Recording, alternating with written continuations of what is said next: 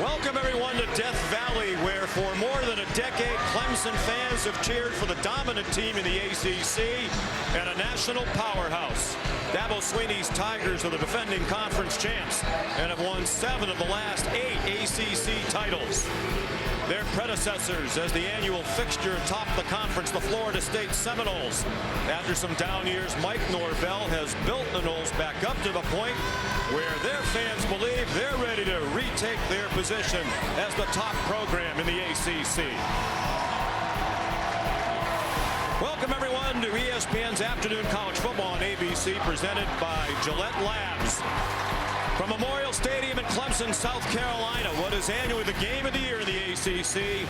Number 4, Florida State against unranked Clemson, the 2-1 Tigers, out of the AP Top 25 for just the 17th time in the last 200 polls, dating back to 2011. Sean McDonough along with Greg McElroy, delighted to have you with us. I think that polling indicates the perception of these two programs right now, Greg, despite the recent dominance. Clemson perceived as a program that might be slipping just a bit. Florida State clearly on the rise and determined to make a point today. They're the favorite here today. Well, Dabo Swinney and the Clemson Tigers would like to use Lee Corso's famous line, "Not so fast, my friend." An ugly loss week 1 to Duke, but they could really point to self-inflicted mistakes in that performance. 4 red zone trips that resulted in just 7 points, 2 turnovers, a missed field goal. They looked in the mirror and said, if we play to our potential, we're as good as we've ever been, and they'll continue to be a dominant force in the ACC. As Dabo Swinney said to us yesterday, don't give out trophies in September. One of the biggest reasons why Florida State is the favorite here today on the road is their quarterback, Jordan Travis, having an outstanding season. He's a terrific player, a young player a few years back that took his lumps occasionally, played with some inconsistencies, still occasionally has those every once in a while, but you look at the second half performance against LSU, he was flawless, and he has really gotten comfortable in Mike Norvell's offense. He's a Heisman Trophy contender for a reason. He's going up against a young guy for Clemson in Cade Klubnik that's also had his fair share of ups and downs early in his career. First start against Tennessee, not so great. Struggled against Duke at times, but has really found himself these last 2 weeks against lesser competition, and hopefully is getting more comfortable in new offensive coordinator Garrett Riley's system. Clemson has won the last 7 head-to-head against FSU. ESPN's presentation of college football on ABC will return after this message and a word from our ABC stations. Somebody got a big down deep. Mean what they say what they mean, yeah, the way I see it. Might as well be me.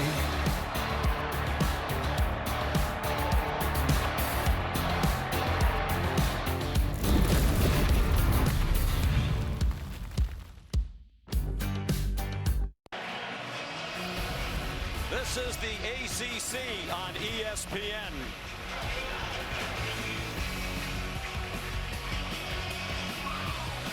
'36th meeting all time. Florida State kicks off.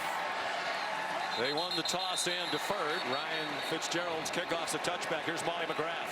Sean, Dabo Swinney made a last-minute change to his roster after trouble in the kicking game last week. Walk-on place kicker Jonathan Whites had left the program and leased an apartment in New York where he was getting ready to start as a financial analyst just over a week from today, until he got a call from Coach Swinney this past Sunday asking him if he was interested in kicking again.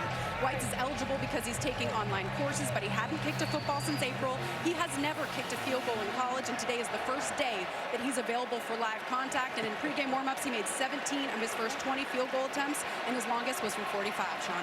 It's an incredible story, which we will continue to add on to as we go. Great job, Molly. Here's Will Shipley on first down for Clemson.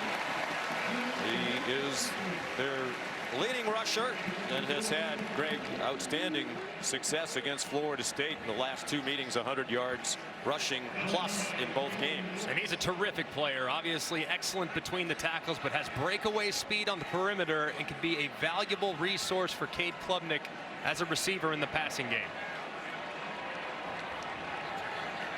Gain of nearly 5 on the first play from scrimmage. Klubnik into a crowd, and it's batted down by Kalen DeLoach. Outstanding linebacker. It'll be 3rd down and 5. Klubnik without a couple of key weapons today. Antonio Williams, their leading receiver, is not going to play with a lower body injury suffered in their win against Florida Atlantic last week. And Cole Turner, another important receiver, is gone for the year after adductor surgery. So they're a little diminished at the wide receiver position. Good time for Klubnik on target. 1st down. Bo Collins. A 6-yard gain to the big target. 6'3", 210 out of Los Angeles. A nice accurate throw from Cade Klubnik, working against Fentrell Cypress, the excellent transfer corner from Virginia. Bo Collins on the slant. Perfect throw. Nice conversion. Cypress, one of many transfers who have been a big part of this return to prominence for Florida State. Shipley taken down by Tatum Bethune, a hard-hitting run stopper at linebacker. You would think Florida State's game plan defensively is completely sell out against the run. Do not let Phil Maffa and Will Shipley get going. Put the pressure on the quarterback, keep them behind the sticks, and allow their terrific defensive ends to pin their ears back in obvious passing downs. Shipley and Maffa are in there together on 2nd and 9. Maffa. Good run after the catch. Some poor tackling by the Noles, and it's a gain of 6. And they'll go quickly to the line. In this new look offense, Garrett Riley, the offensive coordinator, brought over from TCU. And he calls it the dirt raid. He's out of the air raid system, popularized by Mike Leach and others. But unlike a lot of air raid programs, they lean much more heavily on the run. Hence the dirt raid. On 3rd and 3, Shipley did not get there. About 1.5 yards short, and Dabo Sweeney has an early decision on 4th down in his own territory. Braden Fisk made the stop. He's been remarkable, in the words of his coach, Mike Norvell. Dabo ready to send the punt team out. And already a smattering of boos with that decision. If you're Florida State, be alert for the fake right here. Nearing the 50-yard line, I'd like to go punt safe and make sure my antenna was up for any snap that was offline. Aiden Swanson is the punter. Keon Coleman, another one of those transfers, made a huge impact. Now they move into position like it might be a fake, or perhaps just trying to draw Florida State offside. Offense. And they took too long to do it. 4th down.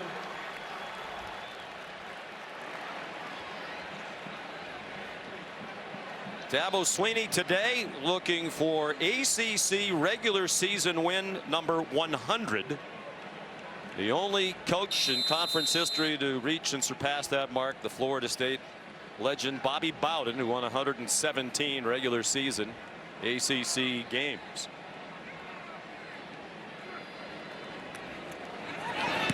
Swanson, good punt. And Coleman has it go over his head and into the end zone. A 60-yard punt. Jordan Travis and the Noles on offense for the first time when we come back to Clemson.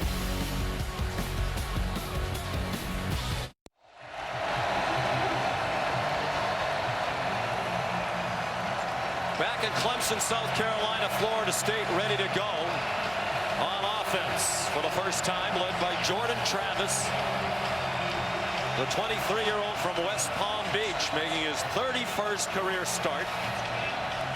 3-0 this season, including an opening win against LSU, in which he was terrific. Dual threat quarterback, gets it out into the flat immediately. Lawrence Toafili out to the 28-yard line. Travis started his career at Louisville, played in just 3 games in 2018, transferred back to his dream school, Florida State. It wasn't easy early on. Started out 2-4 in his first 6 starts. Had trouble throwing the ball, thought about becoming a wide receiver. Mike Norvell arrived, had great faith in him as a quarterback, and he has developed.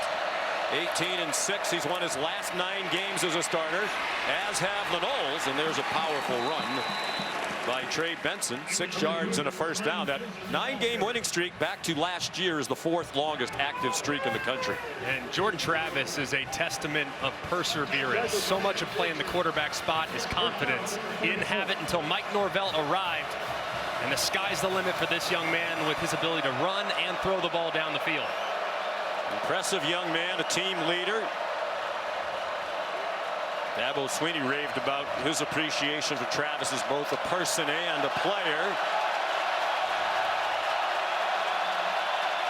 Still 5 on the play clock. As always, as the visitors, you battle the deafening noise here at Memorial Stadium.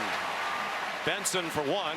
Alex Atkins, Greg, the offensive coordinator, told us during the week, part of that development of Travis, he has free will at the line of scrimmage, to use Atkins' expression. He can change the play, basically do whatever he wants. Did so right there, adjusted it at the line of scrimmage, complete freedom to change anything he sees defensively. 2nd down and 9. Travis fires, caught, short of a first down is the tight end Kyle Morlock.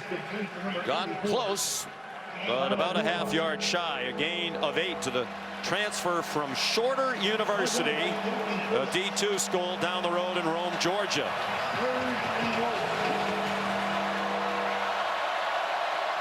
Alex Atkins doubles as the offensive line coach, and he is a veteran group that welcomes back Maurice Smith at center today. Benson got just enough for the first down. Bounced off the hit from Jeremiah Trotter. Justin Maskell also in there for Clemson. And Mike Norvell does such a great job to start games and halves, making adjustments in the second half and scripting his plays in the first half. They have scored a touchdown or field goal on the first possession of the last 9 halves, including the 6 drive openers of each half this year. That's a sign of good coaching. Scoring on the first drive of every half this year. Travis, bad throw, and it should have been picked off. He threw it behind Jaheim Bell, and it clanged off Jalen Phillips. Just not on the same page with Jaheim Bell. Watches Jaheim Bell's releasing. He sees outside. I think Jordan Travis thinks that ball is going to go right here. Instead, Jaheim Bell rolls to the outside, and it's almost intercepted. On the same page there with his tight end. 2nd down and 10 from their own 45. Rodney Hill, who brings some big playmaking ability, the running back position. He's explosive, to use Coach Atkins' description of him. They basically rotate in 3. Benson, Toafili, and Hill at running back.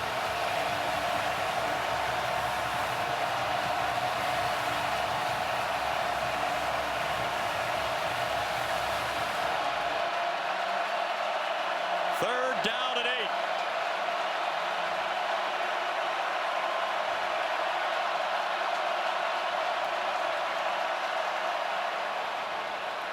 Travis throws off his back foot, and he completes it, and then it comes out.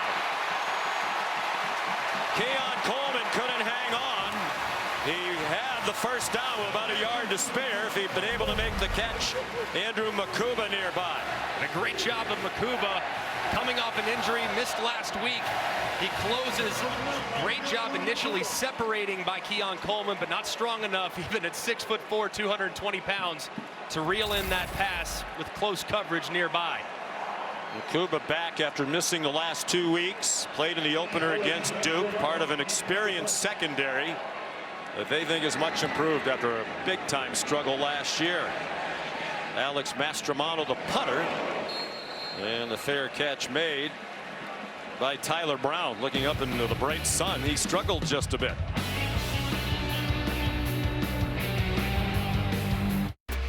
Well, the tradition of running down the hill for the Clemson team on the way to the field began back in the 1940s. But it was 1966. Today is the anniversary, where part of that trip down the hill includes rubbing Howard's Rock.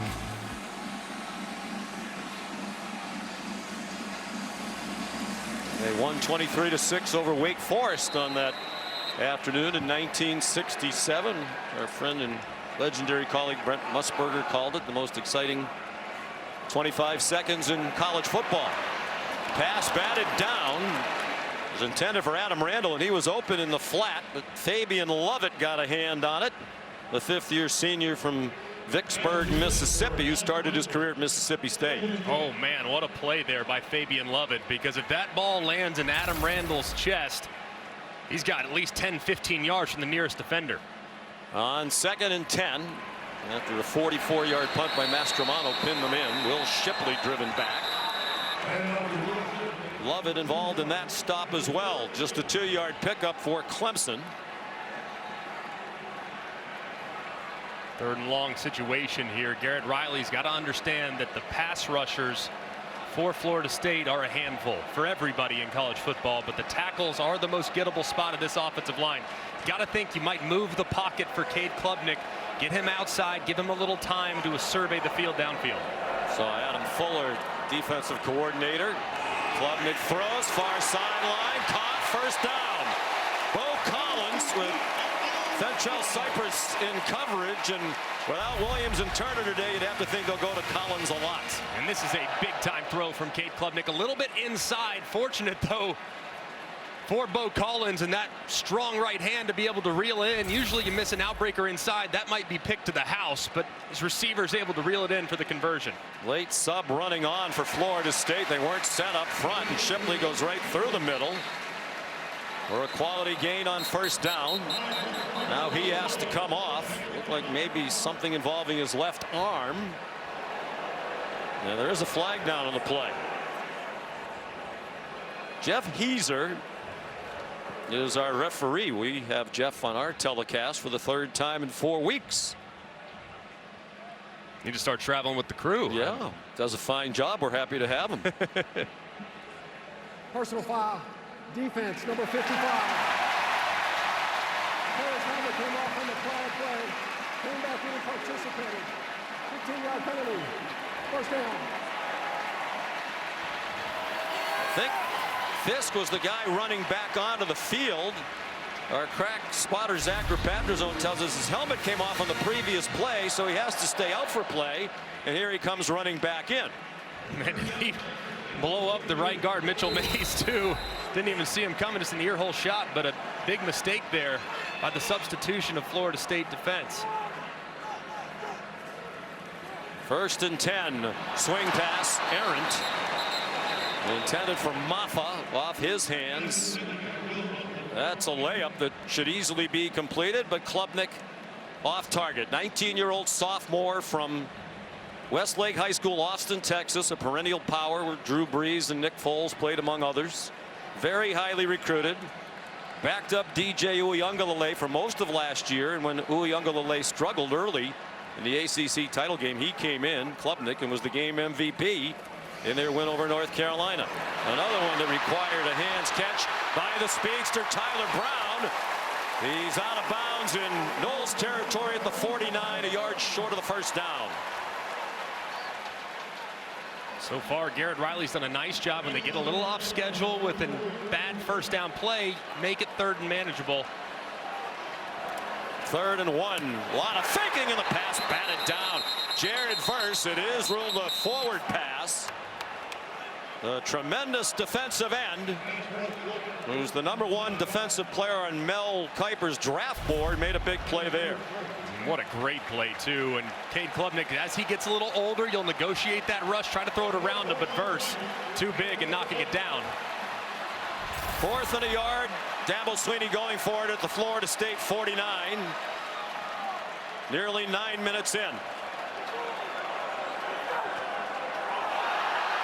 Movement, but they got back. It was Shaheem Brown. Play clock down to 3. Do they intend to snap it? No.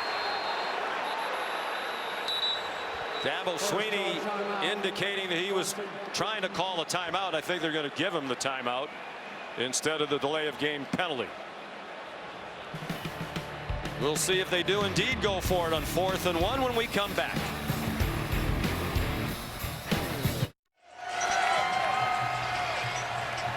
All season long, student sections across the country continue to be the Taco Bell Live Más Student Section of the Year.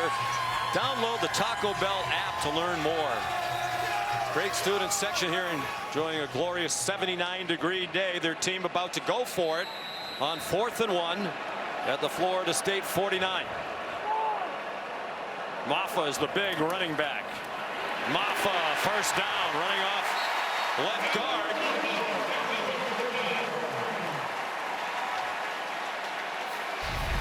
And a great job by the left side of this offensive line. As you can see, Marcus Tate, the left guard, 74, in a double team with Will Putnam, their center, their best offensive lineman, moving that defensive player back a little bit, and enough for Maffa to secure the first down. Playing without their starting right guard, Walker Parks. Mitchell Mays is in at right guard. Klubnik wide open. Jake Brunning stole the tight end to the Florida State 30, 15 yards on the mission of Brunning stole.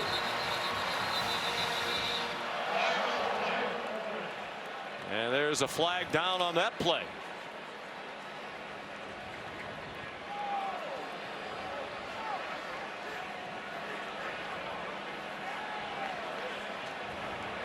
Pass interference. Offense. Number 8. 15-yard penalty. First down. Adam Randall.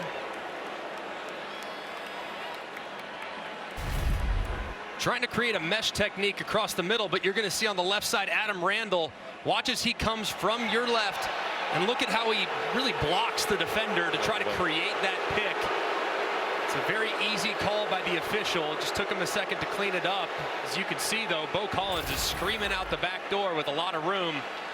It's difficult to diagnose, but that's a good call by the official.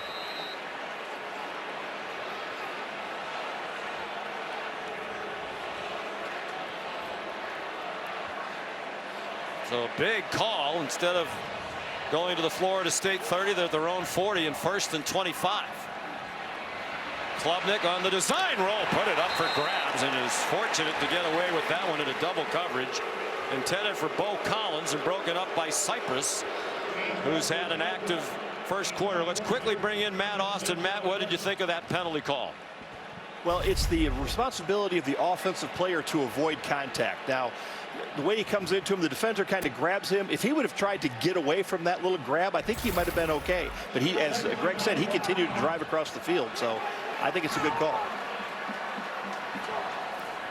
On 2nd and 25, under duress, out for Shipley with a lot of running room. Will Shipley breaks tackles, and he's out of bounds at the 42 of Florida State.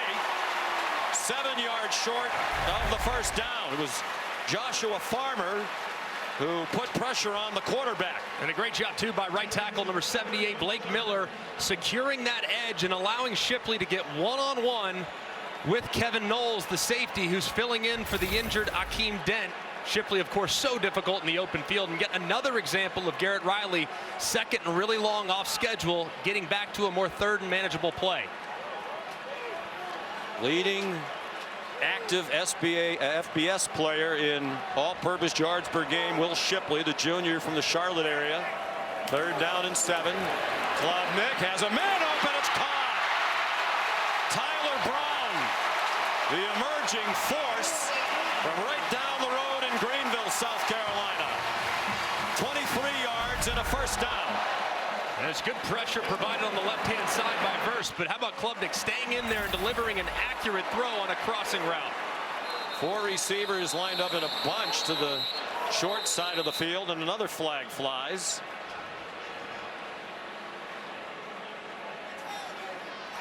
Prior to the snap. False start. Offense, number 78. 5-yard penalty. First down. Blake Miller, the right tackle, making his 18th career start. Just a sophomore, started as a freshman last year out of Strongsville, Ohio. They are in field goal range, and Molly introduced you to Jonathan Whites. Might we see him on the field shortly? Will Shipley. You mentioned those all-purpose yards. He had 238 of them last year in their win at Tallahassee. 121 rushing, 48 receiving, 59 in kickoff returns. He can do it all. 121 plus on the ground in each of the last 2 games against Florida State.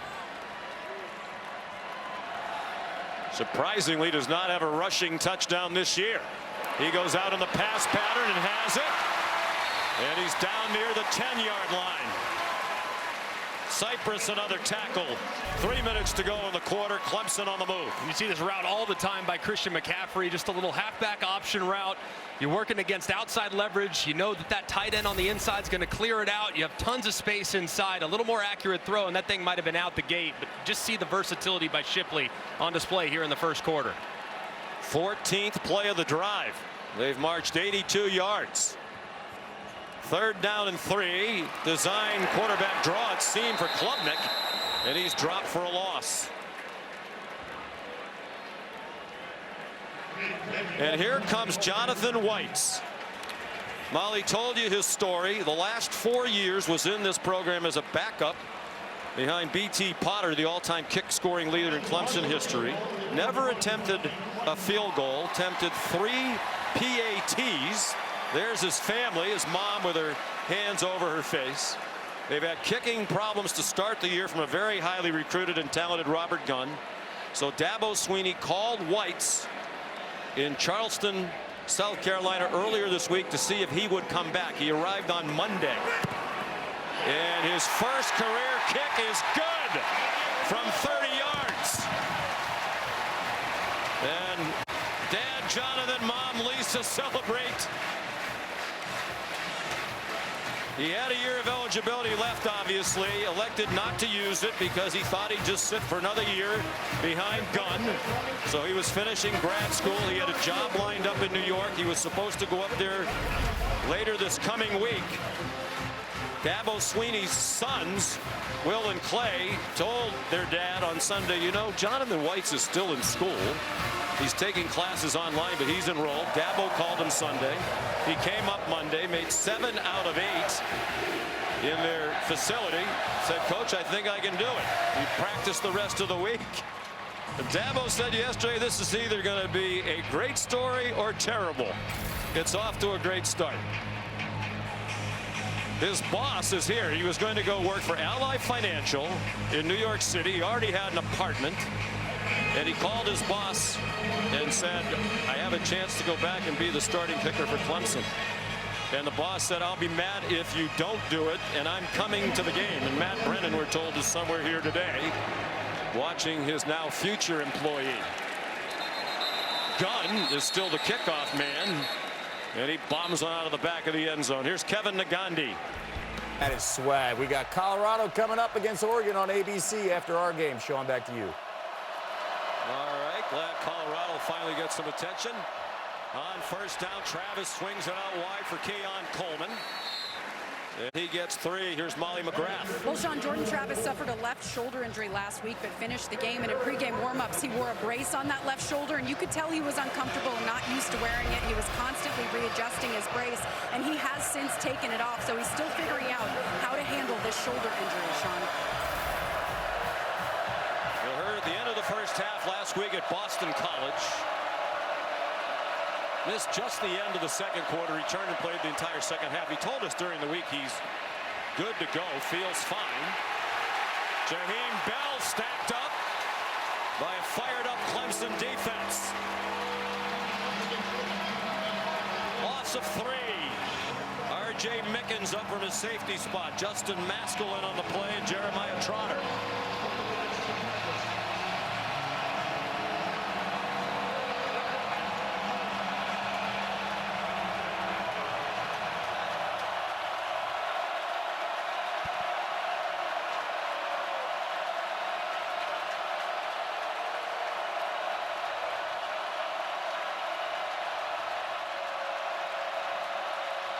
On 3rd and 10.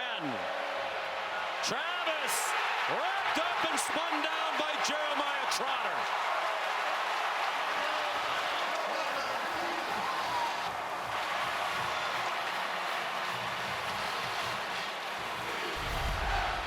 And a nice design pressure. You're going going to see pressure on the outside, and then Trotter's going to fill in. They kind of don't pass it off correctly between the right guard and the right tackle. As a result, Trotter somehow gets around as you see Emmanuel swing and a miss, and he drops Travis for the big third down sack. That is the end of the first quarter. Clemson leading on a field goal of 30 yards by Jonathan Weiss.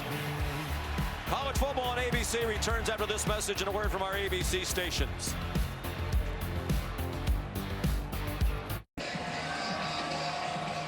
Back in Clemson, South Carolina, where Clemson is an underdog at home for the first time since 2016, when Lamar Jackson brought Louisville in here as a 1-point favorite. Clemson won the game by 6. Florida State a 2.5-point favorite on the road today, down 3-0. And punting on 4th and 17 on the first play of the second quarter. Alex Mastromano, short wobbly kick that looked like it landed on the sideline at the 48. The Clemson coaches are all pointing to that spot, and that's where they're going to mark it, maybe at the 49. A moment ago, Molly with Mike Norvell. Coach, a lot of pressure on Jordan Travis there. What was your message to your quarterback after that drive? We just we got to continue to take what they give us. Obviously we got to get a drive going. Defensively, we got to get off the field on third down. They've had a couple of extensive drives, and then obviously it's limited our possessions offensively. But we'll get out there, we'll get a rhythm going, and just go keep playing. All right, thank you, Coach. Thank you. Like Norvell in his 4th year, win total has increased every year, and high expectations. Started the year ranked 8th, moved up to number 3 after the win against LSU. Dropped back 1 spot after the less than impressive win at Boston College last week, just a 2-point victory. Phil Maffa on first down, and he got 4 for Clemson. Like Norvell said, they were ahead 31-10 last week. He kind of lost their edge and intensity. Said they exhaled, and you can never exhale, and I think that's part of the reason that they've kind of really honed in this week and focused on trying to finish, even if they get off to a great start, which has not been the case today. On second down, the catch made by Maffa. First down. Bernardo Green there for Florida State, a 12-yard pickup. A nice throw here from Cade Klubnik, trying to work Maffa on the back shoulder, gets a little bit of a rub route on the outside, and he throws his receiver open with a back shoulder. Given a lot of time, deep down the middle, diving catch. What a grab by Tyler Brown. And now he's not getting up.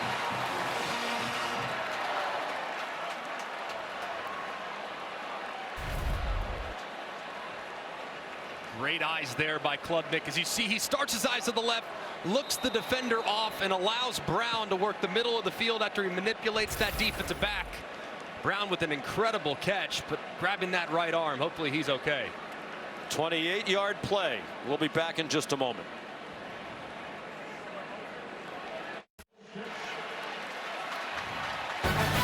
Great day, college football 8 all day here on ABC. At 3:30, number 19 Colorado, number 10 Oregon. At 7:30, number 3 Texas against Baylor. There are 6 matchups today. Ranked team against ranked team, including Colorado and Oregon next. On first and goal from the 6, Phil Maffa powered down inside the 3. It looked like some sort of shoulder injury for Tyler Brown, who's gone to the tent. Already without Antonio Williams and Cole Turner, and Greg, with a wide receiver group that isn't really considered to be a strength of this Clemson team, as it has been in many years gone by. Yeah, definitely a little more thin this year, and of course this part of the field gave them a lot of fits against Duke, trying to clean things up here in the low red zone.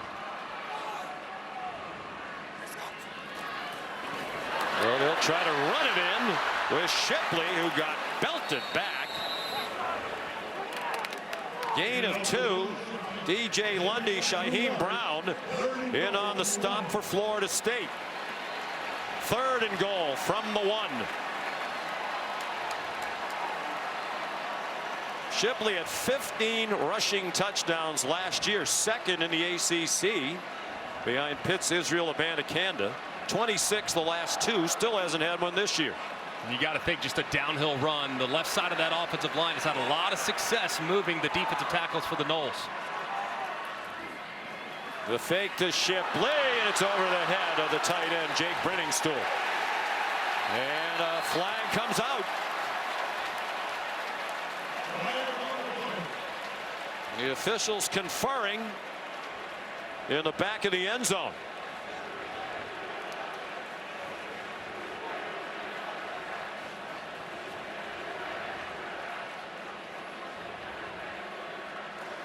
Holding. Defense, number 15. Penalties half to the goal line. Automatic. First down. Tatum Bethune, the fifth-year senior out of Miami, a transfer from UCF. As you can see, working against Brenningstool, difficult spot to be in. Brenningstool gives the impression that he's blocking for a minute, then tries to release upfield, and you see the left hand of Bethune grabbing the jersey. That's a good call there by the official to give Clemson a fresh set of downs. Maffa. And he's driven back. The crowd saw Shipley, who was trying to block, go into the end zone. I think some of them thought he had the ball. Many of them cheered. No gain on the play. The Florida State defense standing up at the goal line. And you have to wonder, why is Clemson trying to kind of stretch the defense horizontally in the run game? They've had success going straight downhill behind their left guard, Marcus Tate, number 74. He's 6'5", 330, and Will Putnam, the center. Those are their two best offensive linemen. You got to think they're going to run right at those two to see if they can't move that defender off the ball. Shipley, the lone back now. Klubnik went under center. They try the quarterback sneak with Klubnik. Touchdown!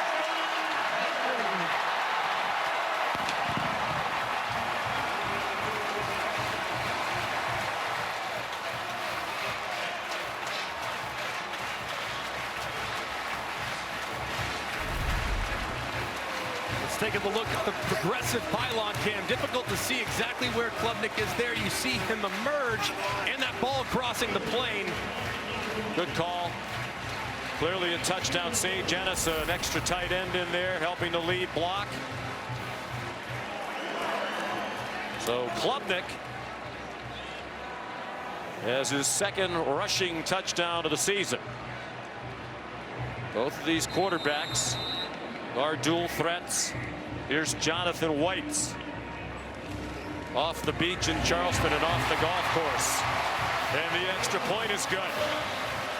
He told Molly McGrath, if I wasn't kicking in the game, that I would have been up in that suite with my parents watching the game.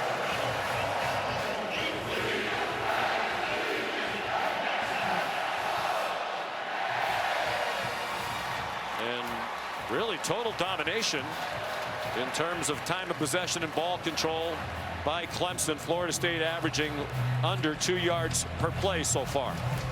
It's been very impressive from Clemson and their offensive coordinator Garrett Riley, mixing run pass. The offensive line has clearly answered the challenge. Got to try to commit to the run against this Florida State front seven. They've done so nicely, even though the numbers wouldn't necessarily reflect great productivity in the run game. They've at least tried it, and it's softened them up on the back end to allow for some nice completions.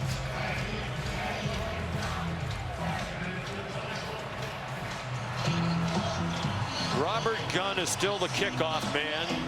Dabo Sweeney said he just needs to catch his breath. He's going to have a great career here.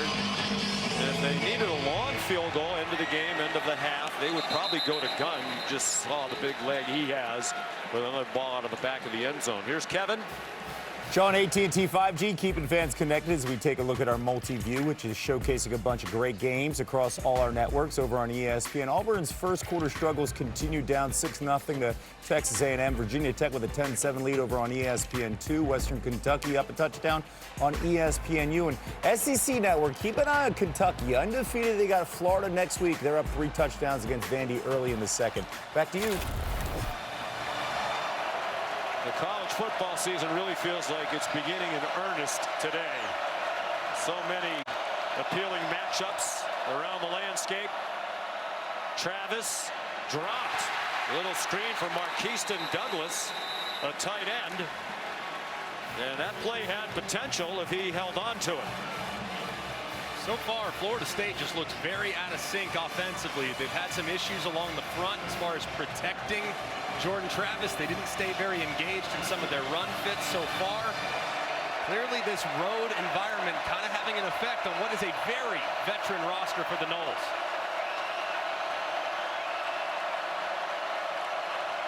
Kyle Morlock, another one of the deep tight end group, went in motion. Travis under duress, back shoulder throw, and it is caught.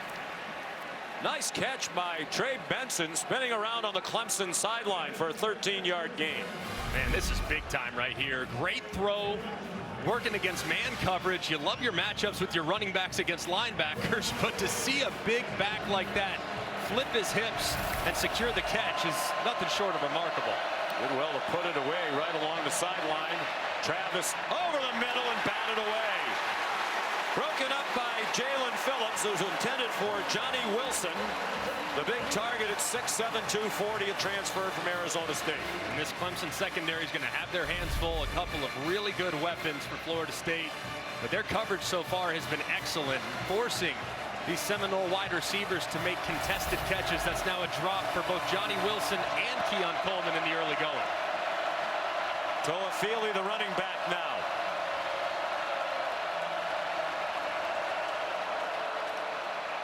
Toafili got the handoff, nothing doing, a loss of a yard. Xavier Thomas in his 6th year, as he has battled through a lot of injuries, made the stop.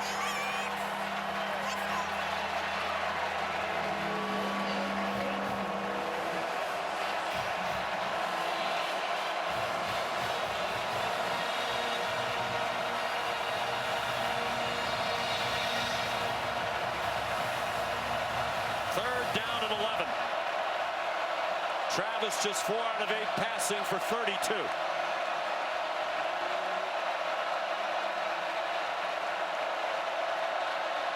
Clemson brings some pressure.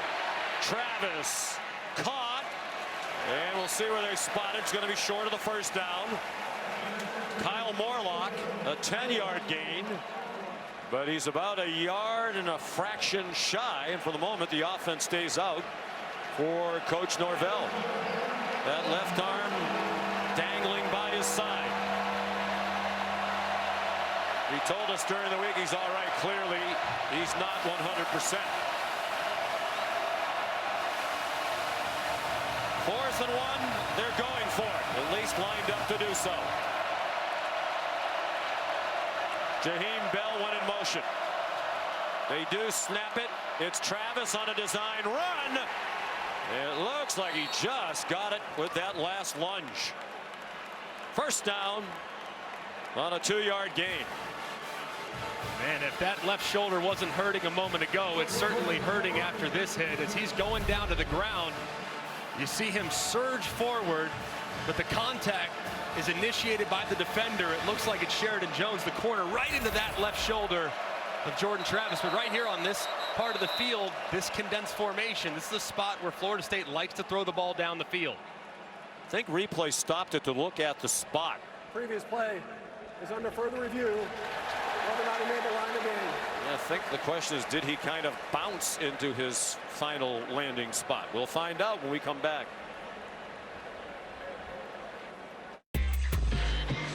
Dabo Swinney, the Clemson Tigers, reason to smile so far, leading 10-0. As we were away in commercial, referee Jeff Heiser announced after the replay review the last play stands. It is a first down for Jordan Travis and Florida State at their own 49. Be alert here if you're Clemson in the secondary. This is the part of the field where Mike Norvell likes to get aggressive and throw it downfield.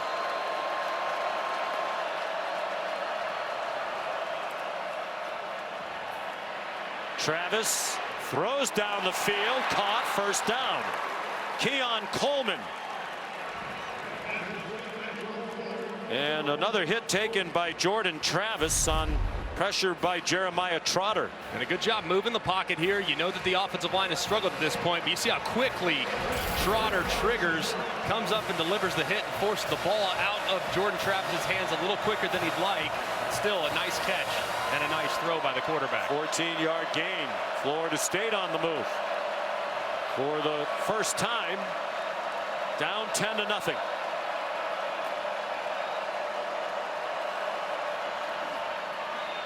Plenty of time for Travis. Over the middle and caught in a crowd by Johnny Wilson.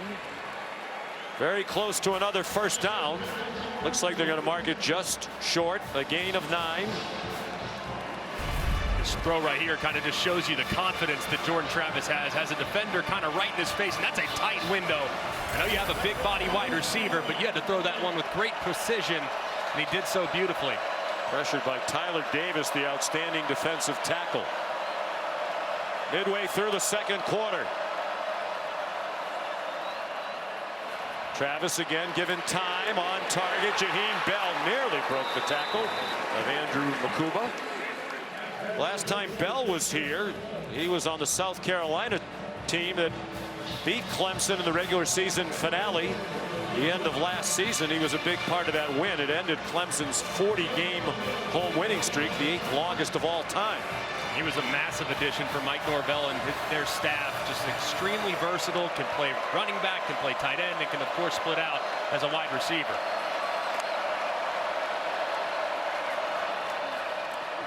Back to the ground, and a quality gain by Benson. Still on his feet with another first down to the 9-yard line. Trey Benson is just so strong. It's nicely done up front. See him run through a couple arm tackles and how he finishes, man. It's a young man that gets better as the game goes on. He's so powerful. A few years ago, knee injury. Man, he is getting stronger and stronger almost every single season to the point where he's really a workhorse back for the Seminole offense. They've put points up on all 15 trips to the red zone so far this year. The 11th play of the drive, with Rodney Hill now the running back. Travis looking for Hill on a wheel, and he's out of bounds. Barrett Carter, the terrific linebacker, had the coverage. He's one of those guys Dabo Swinney says could play anywhere, corner, safety, but he's an outstanding linebacker. Coach Swinney says one of the best players he's had in his 20 years on the staff here at Clemson. And it's just been a great job defensively by Wes Goodwin. This is a route, it's the wheel route by the back out of the backfield that has killed them in the first 3 weeks. They've covered it really nicely on multiple occasions today, and it hasn't resulted in a lot for the Jordan Travis and the Seminoles. Second and goal, 12th play of the drive. They started on their own 25.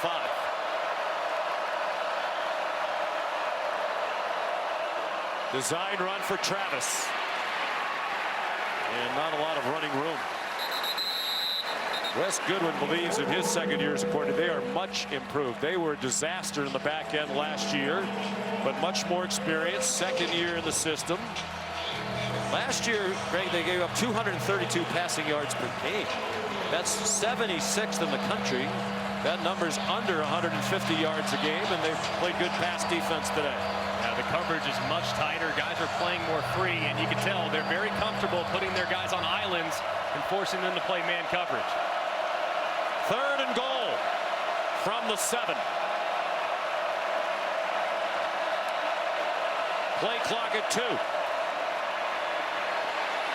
Travis, end zone, wide open, touchdown. Keon Coleman has Florida State on the board.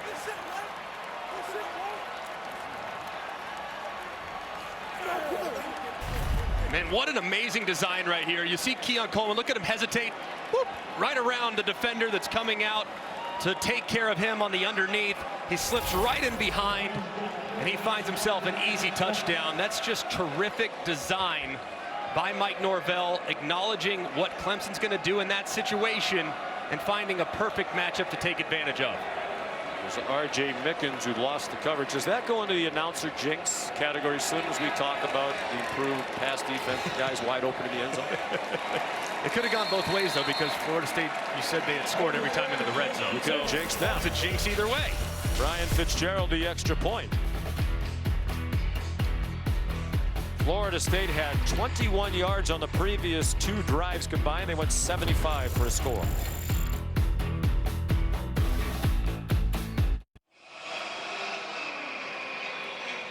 Kick off your Week 3 NFL Sunday at 10 a.m. with the Countdown crew on ESPN and the app. All the early breaking stories, injury updates, previews of each game, right up to kickoff. And then Monday night, it's another doubleheader. Come on, can that be true?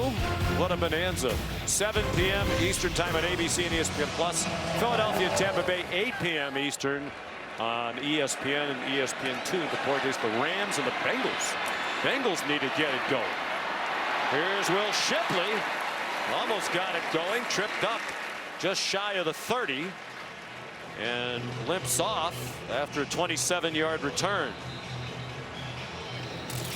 Time now for the Aflac trivia question. Florida State and Clemson have combined to win 11 of the last 12 ACC championships. We want to know who won the other one. I know this one. I think this is the first Aflac trivia question I actually know.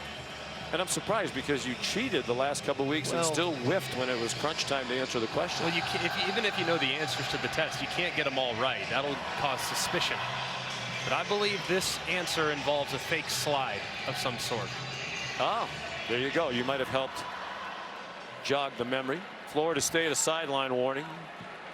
Well, these two teams won 11 of the last 12, 8 by Clemson, including 7 of the last 8. FSU won 3 in a row, 2012, 13, and 14. Hasn't won one since. Of course, Bobby Bowden won 12. That is the all-time record for coaches with Dabo Swinney's 8th. The answer is... They want me to say Aflac again. Does anybody not know that the trivia question is Aflac? I mean, it's a staple of college football. Aflac, Aflac, Aflac, in case I miss one next week. I want you to say it like the Duck. Pittsburgh Aflac beat Wake Forest 2 years ago for Pat Narduzzi. Kenny Pickett went into that fake slide, kept running, and they actually changed the rules as a result. Quick slant, caught, first down. Troy Stellato, as they go deep into the wide receiver core due to injury, though he's somebody they think can be a weapon. Just his 2nd catch of the year. They feel good about their young talent. They just haven't had a lot of opportunities to showcase themselves. Tyler Brown's really come on, but he's banged up right now, so it's going to be up to Stellato and Adam Randall, Brandon Spector to really step up. Gain of 14. Klubnik pressured. Klubnik takes off running and scampers out of bounds with the gain. Chased out by Kalen DeLoach, the 5th-year senior linebacker, been a stalwart, 26th consecutive start.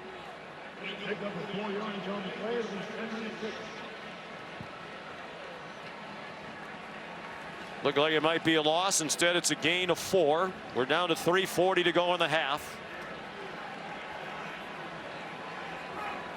Tyler Brown is back on the field for Clemson. Lined up in that bunch to the right. That ball goes to Stellato again.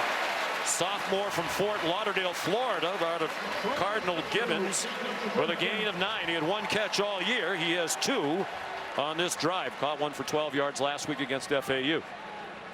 Knowing that Florida State just had a really nice drive, this would be a situation where Clemson would likely take a shot downfield, but maybe thinking a little bit more ball control. Don't want to give the ball back too quickly to that Florida State offense that's found themselves. They have not been a big play offense this year. Clemson, they've scored a lot of points. Here's a big play. Brenningstool down to the 12 and very nearly guilty of taunting Kevin Knowles, it seemed.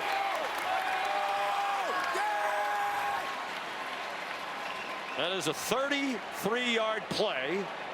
Just their 5th of 30 or more this season. They started the day 103rd in the country in fewest 30-plus plays.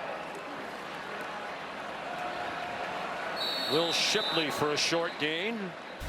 And to your point, if Florida State, you might start calling timeouts, and they do. They want to get the ball back. There's the long play to Brenningstool. And just a great job there by Kate Klubnik identifying a matchup. You get a tight end working downfield on a vertical route against a defensive end. Byron Turner has no chance in a situation like that. Easy pitch and catch with tons of separation that sets things up nicely for Clemson inside the red zone.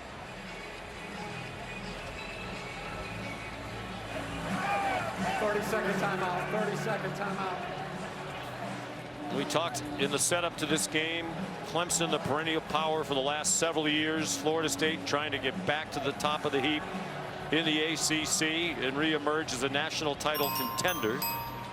And in Tallahassee this week, around their program, you know, the old Ric Flair quote, "To be the man, you got to beat the man."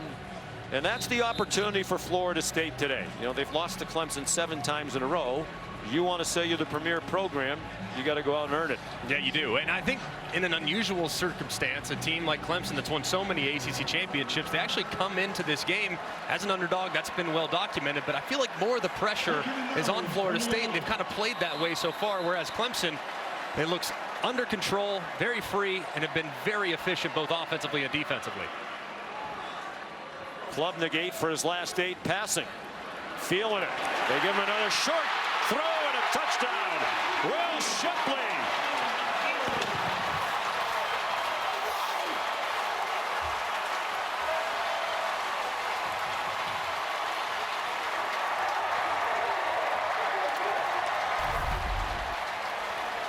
A very similar route that they ran earlier, similar part of the field. This time Klubnik anticipates it just a little bit better, gives him a little bit more accurate throw, and there's nobody inside for Florida State. As Will Shipley falls forward into the end zone. What a great drive for the Clemson Tigers. Jonathan Whites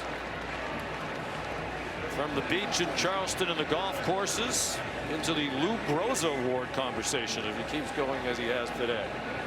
Made a 30-yard field goal in his only extra point attempt.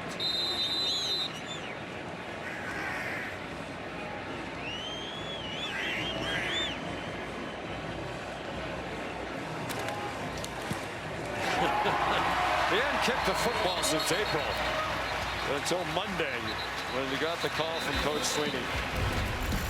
Shipley the touchdown.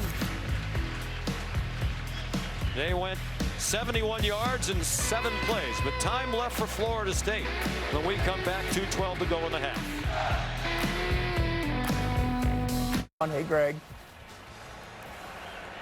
Hello. Kickoff is a touchback. Here's Molly. Well, Sean, after that last drive, quarterback Jordan Travis came off the field with a right hand injury. He was bleeding from that hand and was in visible pain.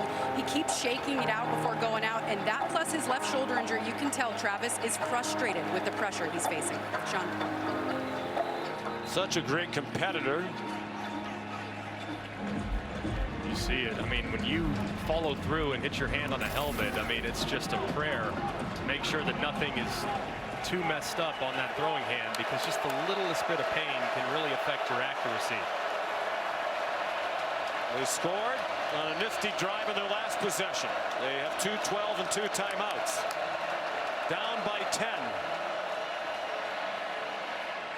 Wide open on target. Jaheim Bell belted out of bounds by Andrew Makuba. But a first down with an 11-yard pickup. That touchdown pass for Jordan Travis, his 80th total touchdown. He has 25 rushing, #1 in school history among quarterbacks. And he's now 1 touchdown responsible for, which also strikes me as grammatically incorrect, behind Chris Winkie.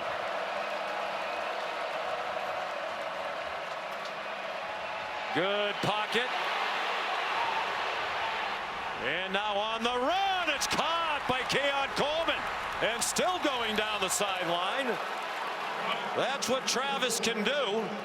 Injured left shoulder, damaged right hand on the money after the rollout. And a great job by Travis locating it. Keon Coleman's wide open. There's no defender within 20 yards of him. Takes Travis a little while to identify him, but he throws a strike and makes a big play.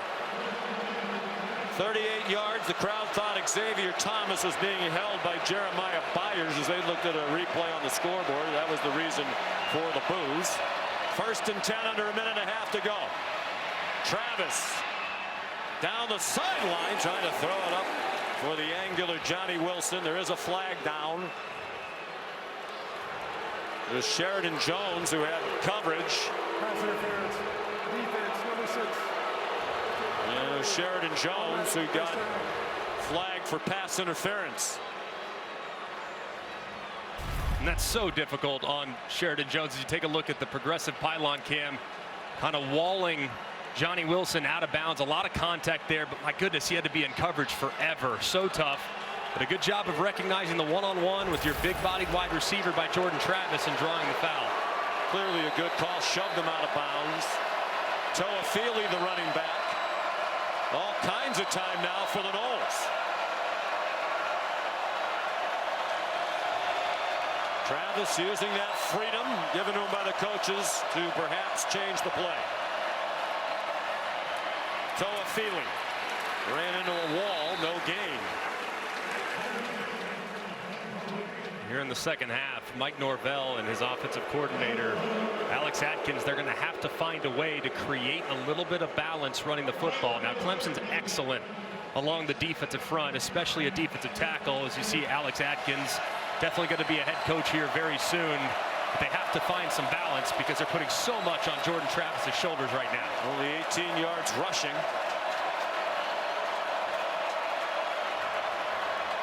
Second and 9, quick pop. Bell lunging for the end zone, didn't get there. Got to the 1. R.J. Mickens prevented the touchdown.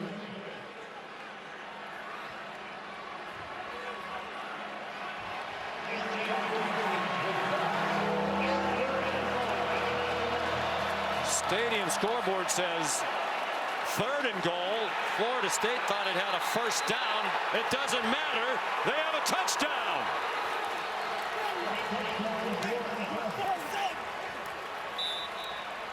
Jordan Travis.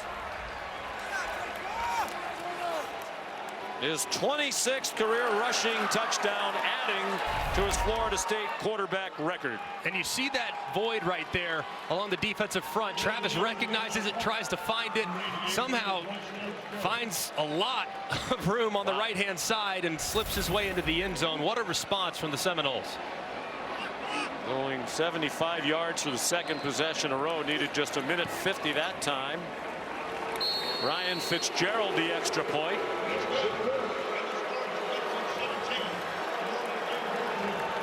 We'll be back in 8 seconds after a look from Ram Trucks.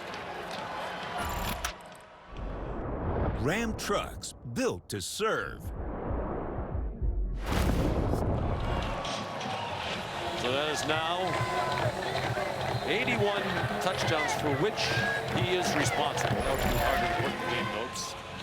Tying Chris Wenke for most in school history. What a player. We mentioned the career history at the top of the telecast. Disappointing year at Louisville, came to Florida State. It did not start well.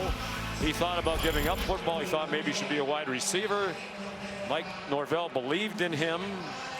And this young man is now a Heisman Trophy candidate in his final year of college football.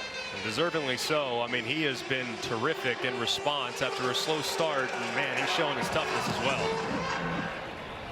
Fitzgerald kicks off. It's been a touchback fest here today. I would think Dabo Sweeney would just be content to take it into the half with a 3-point lead. Here's a look at the college football rankings brought to you by Prudential.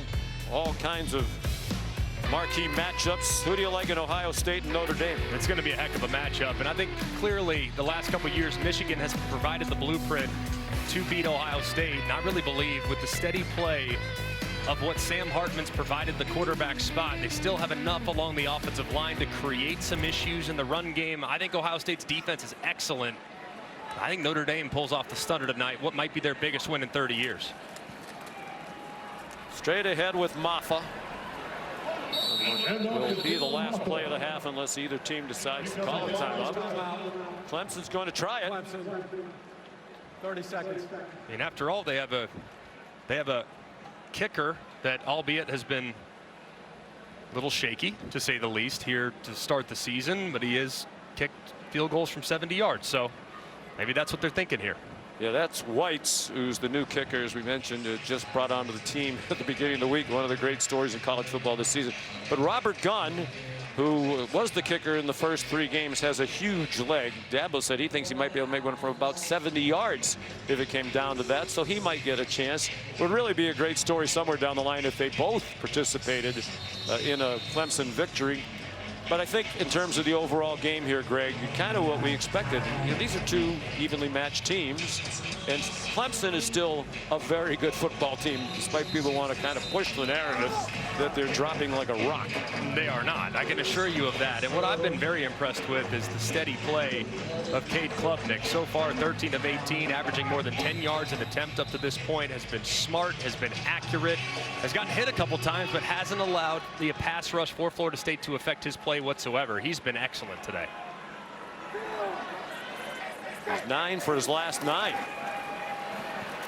Flush from the pocket and sacked by Patrick Payton. And now neither team will use the timeout. Loss of 7 on the sack by the redshirt sophomore from Miami, the ACC Defensive Rookie of the Year last year. So an entertaining half. And Clemson with a 3-point lead at the break. Here's Molly McGrath with Dabo Swinney. Coach, how does your defense continue to apply pressure to Jordan Travis? Well, we probably need to get out of a 3-man rush in 2 minutes right there to start with. Really disappointed in that. He's too good to let him hold the ball. And you know, he's got guys that can run around and get open if you give him enough time. So that's probably the worst thing we've done the whole half was our 2-minute drive right there. Really disappointed, but hey, this is 2 good football teams. This is, you know, a battle like you expected. Fortunate to have the lead right now. We got to get in here and clean up a couple things in our red zone defense, and offensively, you know, we've been executing pretty well, pretty efficient. Thank you, Coach. All right. And his new kicker works out pretty well as well. At the half, Clemson 17, Florida State 14. The State Farm halftime report after this message and a word from our ABC stations. Welcome to the State Farm halftime report. Florida State's offense, some key touchdowns to keep them in at number 4 in the land. Right now, down 3 on the road. Jordan Travis to Keon Coleman. They need to give it to him more often. Nice little play design there. Fake the bubble screen. Keon Coleman wide open. Clemson looks really, really good. Yeah. Hey, biggest weekend of the season. Booger McFarland, Kevin Nagandi here. A handful of ranked matchups, including Colorado and Oregon. We're going to get to that game later in the program because that show is coming up at 3:30. And I say it's a show because there is no doubt it's a show on ABC, and we're going to have Coach Prime join here the program at the half in a moment. Meanwhile, it's the return of Jim Harbaugh back on the sidelines for the Wolverines. When you look at number 2 Michigan, the schedule looks very, very kind to them until November, and then they open up the playbook here, J.J. McCarthy. Yeah, I love the play call. You get the defense to come up, think and run, and then throw it right over the top and set up the next touchdown. Finds Colston Loveland, big gain there. Next play, Blake Corum going in, and now Michigan, which was down 7-0, ties it up. And then Michigan again, Samaj Morgan. How about this nice catch? How about the throw? He's been the best quarterback in the Big Ten so far this year, Kev. Outstanding throw. Great point there from J.J. McCarthy. 14-7 right now, Michigan. Meanwhile, number 16, Oklahoma, had yet to trail this season. At Cincinnati, already down 3-0. Dylan Gabriel to Jalil Farouk. Finds his blockers. Look at the patient running down the sideline. Yeah, I love the play design. Allow your blockers to develop up front. Get outside. Be patient with the ball. And then Nick Anderson. That's just simply too easy. Good blocking right in front of him. And you have Oklahoma with the lead. Nice pick here. Emory Jones, his 3rd school, and Key Lawrence. Way to key the ball, drop back in zone coverage, see the ball go up, high point the ball at its highest point. Oklahoma up 10-3 at the half. In a couple of weeks, they've got Texas. Meanwhile, Army looking for their first ACC win since 2017, up 10-3. Syracuse looking to start 4-0 for the 2nd straight season. They're down a touchdown, second half in the Carrier Dome. Saturday slate, I mentioned all these matchups. Ole Miss and Alabama, the Lane Kiffin, Nick Saban conversation back and forth. You got Temple hosting Miami, Tennessee rebounding off that loss against Florida, BYU, Kansas, but of course, Boog, we've got Colorado and Oregon circled 3:30 Eastern on ABC. Coach Prime getting his team ready to go on the road. All you want is an opportunity to win, to be amongst the elite, to be amongst the best. And darn it, I'm going to give you that. This ain't got nothing to do with the naysayers. Can he get the players there? I don't remember him winning anything. Colorado stinks. This is not us. When we started this journey, we told you it was going to be trying, it was going to be tough, but you would do it.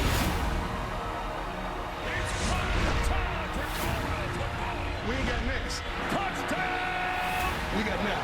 Sanders. We ain't coming no more. In a crowd. No good. Buffaloes win it. Yeah, we here. Do you believe that? I think many people do believe. We're live from Eugene. We'll hear from Deion Sanders this morning. That's coming up after this.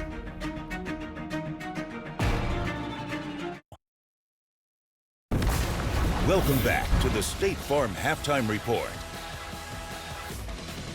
Biggest storyline in college football, Colorado. 3-0 on the season, getting ready for their biggest test on the road at Oregon.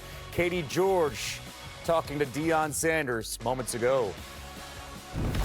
Coach Prime, this is the kind of matchup you signed up for. It's what your players signed up for. This is what he brought me in for. Why is your team ready for this moment? We feel like we're going to put it together offensively, defensively, as well as special teams. We have not done that yet, but we feel like this is the day that the world is going to get an opportunity to see us in rare form. What's the last thing you'll tell your team before they take the field? I have no idea. God hadn't given it to me yet. But I told him a story about it's not going to be because of me. You never want to walk off the field thinking that you didn't do your best and something didn't go right because of you. So I want all of them to say to themselves, it's not going to be because of me. Best of luck today. God bless you. He has stayed so consistent with that messaging. And Booger McFarland, Kevin Nagandi here with you as we get ready for this ABC game with Joe Tessitore and Jesse Palmer on the call. And fellas, when you look at the Colorado Buffaloes here, when they started the season, they were 3-touchdown underdogs on the road, and they shocked the world at TCU. Now 3-touchdown underdogs in Eugene, a completely different environment, Tess. How are they getting ready for the noise here at Outson? No, it's a good question. You know, being there at practice, at Colorado's practice in Boulder on Friday, it was loud. They were blasting the music, but I'll tell you what else was blasting.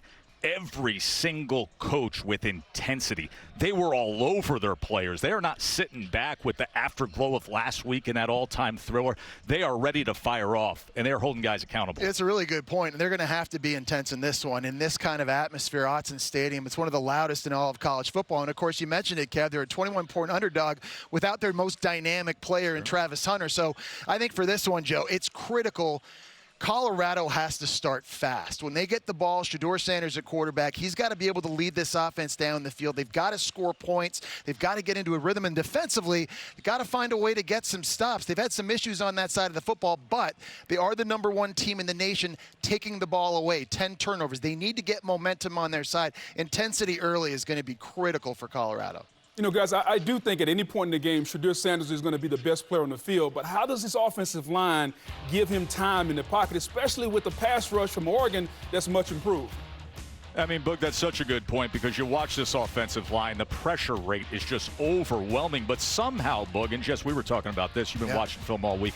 Shedeur Sanders' ability to stay composed and keep his eyes downfield with accuracy in pulling this off. And that's the thing that stands out to me, Tess, watching Shedeur on film. He's unbelievably accurate. He's always in a good position to throw the football. He's got a great base under him. His shoulders are always level. You never see the ball sail. He's completing 79% of his throws. But, Joe, behind an offensive line that has been bad, let's just say it. You just showed the graphic a moment ago, guys. He's being pressured on 44% of his drops. There are so many quarterbacks in college football whose eyes would come down. That never happens to Shedeur. He's the best in the country on third down. He's the best in the country in the fourth quarter. You just get the feeling here today, if Colorado's going to pull this thing out, #2 for Colorado is going to have to be great under duress. Yeah, and I started the segment saying it's the biggest storyline in all of college football. Yeah. But let's not forget here, Joe, Jesse, Boog and I were talking about this. They're playing the #10 team in the country at Oregon, and Oregon's favored by 21 points. How are the Ducks handling all of this? It feels like they got a little chip on their shoulder, even though they're favored by 21 points.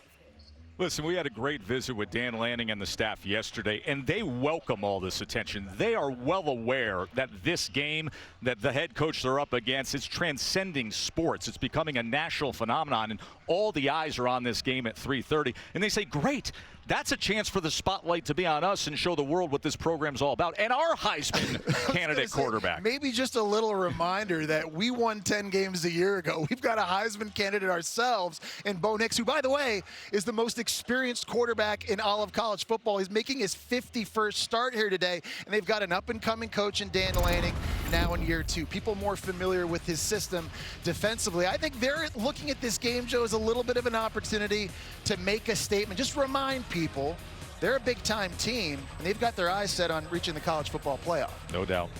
Hey, Jesse, you have one job today outside of calling the game. Make sure Joe Test stays in the building and he doesn't levitate outside of Autzen Stadium today. Keep him in the building. Bug, Doppio espresso today. Oh, yeah. That's how you know it's a big one. See. Doppio espresso Doppio, Bug. and Doppio. Uchi tie. That's Uchi it. tie and Doppio. That's why you know it's big. You guys have fun on We're the well call. caffeinated today, Bug. You know You what get that's all both about. these guys plus Katie George on ABC 3:30 Eastern, live from Eugene. And this is the ACC on ESPN and ABC. Game of the year in the conference. And a 3-point lead for Clemson. Jordan Travis and the Seminoles are going to get the ball first to begin the second half with a chance to take their first lead of the day. Robert Gunn with another touchback. Only 2 of his kickoffs have been returned all year. Sean McDonough and Greg McElroy. Very entertaining first half. Greg, you previewed the quarterbacks at the top of the telecast, because that's what quarterbacks like to do. But they both really seemed to catch a rhythm there late in the half. Shockingly, that's where my eyes were for the first 30 minutes, but understandably so. A little bit of a slow start early for both Jordan Travis and Cade Klubnik, but really settled in. I thought their offensive coordinators, really on both sides, did a great job of making them comfortable and creating favorable matchups. The two combining to go 18 of 20 to close out that first 30 minutes. And Jordan Travis gets the first crack in the second half to try to stay hot. With Lawrence Toafili, the running back, a play fake, a deep shot. Wilson behind the defense has the catch. And if that throw had been just a little longer, he might have gone even further. A 40-yard completion on the first play of the half. Ball just the tiniest bit underthrown, but look at the separation by 6'7", 240-pound Johnny Wilson. Number 9, R.J. Mickens, is kind of baited up with the play action fake, tries to recover, but it's a great throw there by Travis, bodying up his big receiver and creating a big play.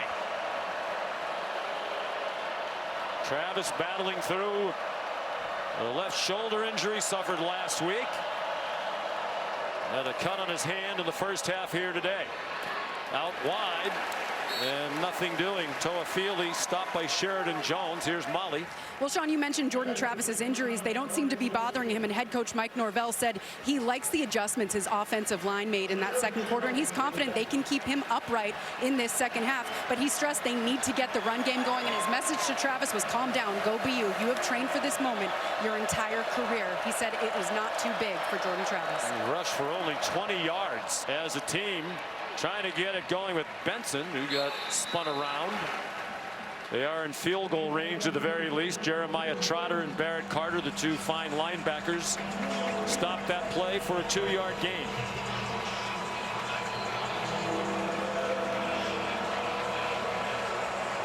They had run the ball pretty well. Matter of fact, the trio with running backs Benson, Toafili, and Hill combined to average 117 yards per game coming in on 5.5 a carry. 3 out of 6 on third down. Travis dumps it off. Toafili does not get the first down. Good tackle by the senior safety, R.J. Mickens. And a decision for Mike Norvell. Looks like the decision is to go for it. In this day and age, Greg, of coaches leaning on analytics, that's usually what it says in a situation like this. Yes, plus territory, fringe field goal, probably feel pretty good about making it at this point, but it feels like given the way Clemson's offense is operated, touchdowns are going to win this game, not field goals. So get their big body back inside. That's Trey Benson, and see if he can't pound it up for a gain of 1. Benson in the pistol. Travis keeps it, flag down, first down if the play stands. Keon Coleman chopped down at the 15-yard line by Nate Wiggins. For 10 yards, there is a flag. Far sideline. Illegal formation. Offense. More than 4 players in the backfield. 5-yard penalty. Third down. Well, that's a killer. Now you think he kicked the field goal on 4th and 6. And Fitzgerald comes on. And you can see 1, 2, 3, 4, 5. Needs to get this tight end up on the ball for that to be a legal formation. And unfortunately, he didn't do it. Well, it's going to be a 48-yard try from the right hash mark. There's really no breeze at the moment. Ryan Fitzgerald just 3 out of 3. Haven't kicked a lot of field goals so far. Low, but with plenty of distance, and good. Mike Norvell said he's proud of Ryan Fitzgerald. He's had some tough moments in the past, but he's perfect this season now. Has made all 25 of his kicks, PATs, and field goals. Once down 10-0. Florida State now even with Clemson, 17 all. Thank you, Allstate. Ryan Fitzgerald kicks off after his field goal that tied the game. It's a touchback. Big reason why Clemson looked really efficient in the first half to play their quarterback. He's getting the ball out really quickly. Here it is, just around 2 seconds on a quick slant. But how about feeling the rush? You know this is one of the best tandems of defensive ends in the country. Cade Klubnik knows he's going to have to anticipate some throws. He's going to get hit when he throws. Does so there. Does so beautifully. And then finding your weapons when you identify an issue with Florida State's coverage unit. He does so right there. You get outside leverage with Will Shipley, knowing he's on an option route, breaking to the inside. And Cade Klubnik, after a little bit of a shaky start, has really settled in and has been really decisive and accurate down the stretch of that first half.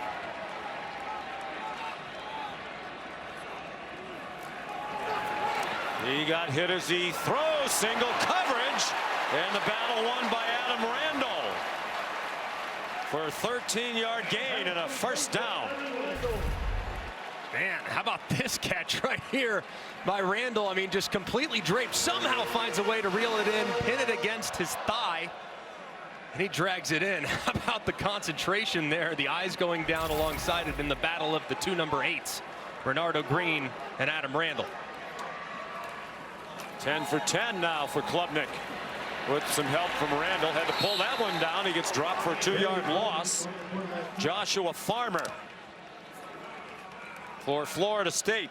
It's an FSU defense that had a season-high 10 tackles for loss last week at Boston College. In the first half, they used a lot of man coverage, really challenging this wide receiver core. Felt like they could clearly match up on the perimeter. Let's see if they stick with that plan, because these receivers have done a pretty good job creating some separation against the secondary.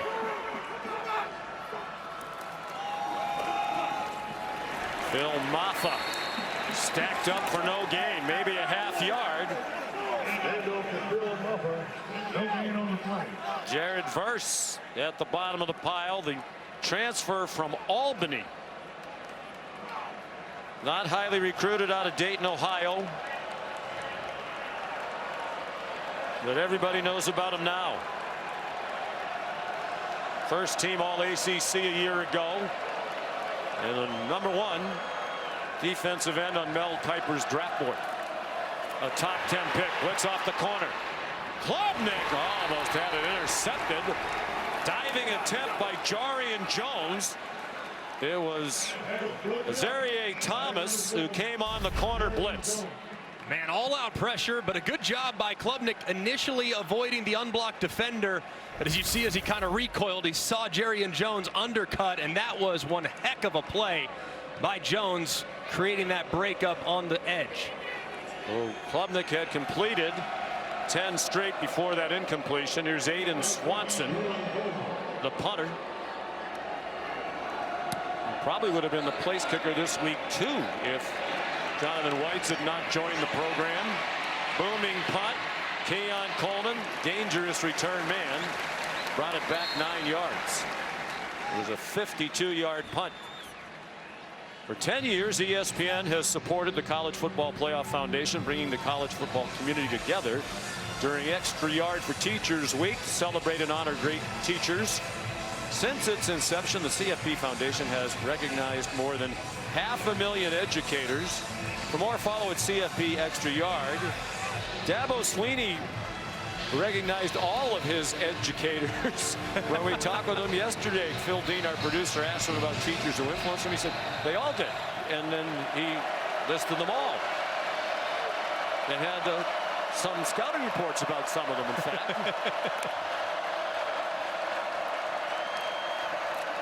5 minutes gone by. Third quarter, and drop for a loss, Rodney Hill by T.J. Parker.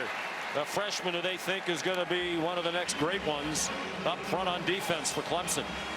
I think T.J. Parker's got a ridiculously high ceiling. It's not often when you see a freshman just step in at defensive end and be a difference maker. But already through three and a half games, you could tell the number 12 for the Tigers is going to be a problem. Phoenix City, Alabama. Momentum has shifted to Florida State. Once down 10-0. Now tied at 17 and trying to take the lead for the first time. Hill again with nowhere to go. Just 2 yards. Barrett Carter with help from Justin Maskell. Just amazing how good both defenses up to this point have played against quality rushing attacks. I mean, both these offenses really pride themselves on creating balance, and so far it's been nothing doing on the ground for either team.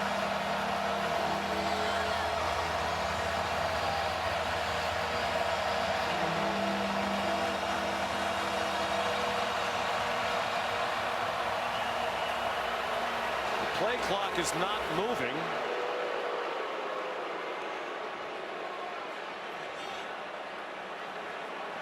And it's because there was an injured player. It's Mo Smith, the center, just returned action today after missing the last couple.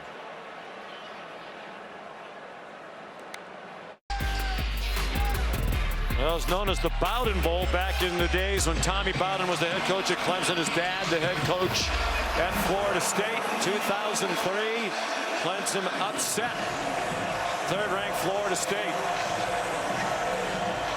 Tommy Bowden's first win in the Bowden Bowl.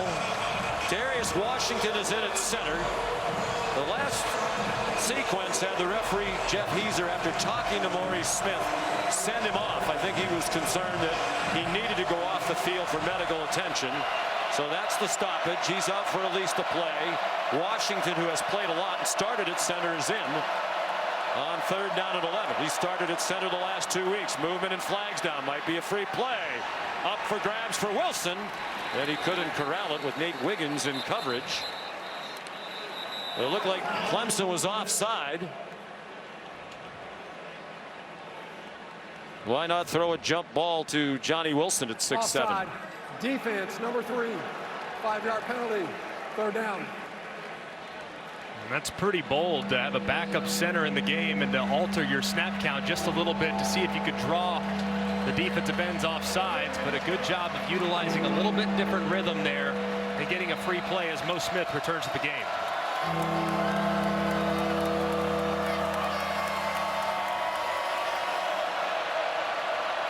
Third down and 6. They're 3 out of 7 on third down with an average to go of 6.4. It's just been upgraded to 7.3.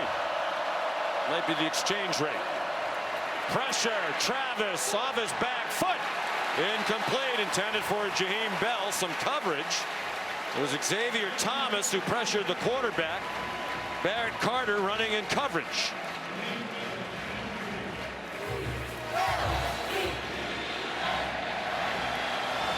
Just a great job by Xavier Thomas coming around the edge, working against Jeremiah Byers, trying to get a piece of him, but just too much speed for the redshirt senior edge rusher as he delivers a big hit and forces the ball out of Travis's hands quickly. Alex Mastromano is the punter. Florida State's have the best punt coverage team in America through the first 3 games. Their opponents averaging -3 yards per punt return. A fair catch made by Hamp Green. Here's Molly. Well, Sean, as we honor those who serve, brought to you by Navy Federal Credit Union, we take a look at Clemson center Will Putnam, the son of Colonel Neil Putnam, who served 30 years in the U.S. Army, including 24 with the Green Berets. And the Putnam family sacrificed a lot. They moved frequently, but their one constant was each other and the garage gyms that Colonel Putnam built for his kids in every one of their new homes. He filled duffel bags and basketballs with sand, water jugs and buckets with concrete, and backpacks with bricks. And to this day, Will Putnam keeps a 150-pound duffel bag filled with sand and a 40-pound backpack in the back of his truck, so he can always get a quick workout in. Greg, I'm wondering what's in the back of your truck. Golf clubs. Yeah. But he's a lot tougher than I am, that's for sure. On first down, swing pass. And a broken tackle. Tyler Brown gets close to a first down. Will Putnam's dad, Colonel Neil Putnam, a Green Beret. Will's granddad, Neil Putnam, was the head coach at Lafayette back in the 1970s. Will's the heart and soul of this offensive line. Tough as nails, extremely strong, and says that he's the tone setter there in the middle of this offense. It really makes this go, makes it comfortable for his young quarterback. Gain of 9. And now Shipley ahead for the first down.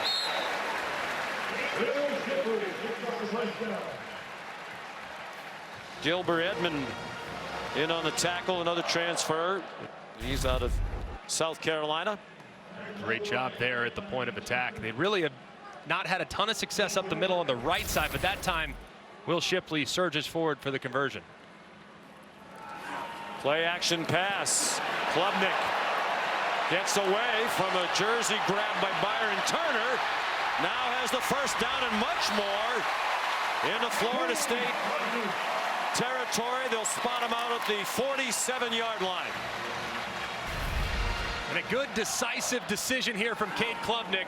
Of course, feels the presence on the backside, steps up, evades, somehow finds a way to stay out of it, and doesn't waste any time looking downfield, tucks it up inside and takes off. And the scrambles continue to hurt this Florida State football team like they did a week ago. And they had to deal with Thomas Castellanos, an excellent runner at quarterback for Boston College. The Klubnik gain was 17. He got hit as he threw it, still almost completed it to Jake Brenningstool. Josh Farmer looked like he had a part of the arm of Cade Klubnik. Ooh, boy, it's Florida State fortunate that they had the pressure up front on what was a bit of a slow developing play. But if you look at number 9, Brenningstool over the middle of the field, I mean, there's nobody out there. If he can deliver an accurate pass, he's off to the races, and it's going to be a huge play.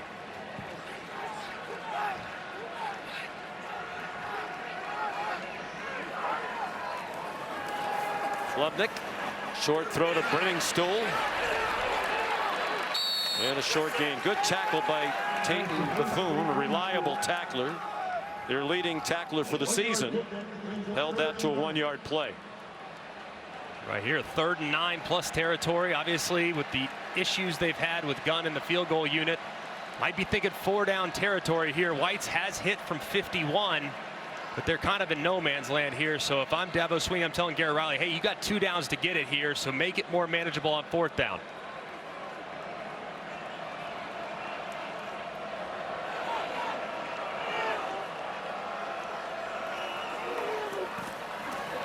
The strike caught. Looked like it was a little bit behind Troy Stellato, but he still caught it. His 3rd of the game. This one for 12 yards, and they continue the drive. More man coverage from Florida State. Excellent separation by Stellato and a great throw by Cade Klubnik. He takes off up the middle on a quarterback draw. Good for 4. Malcolm Ray, a backup defensive tackle, made the play for Florida State. So Klubnik has thrown for 224 and a touchdown.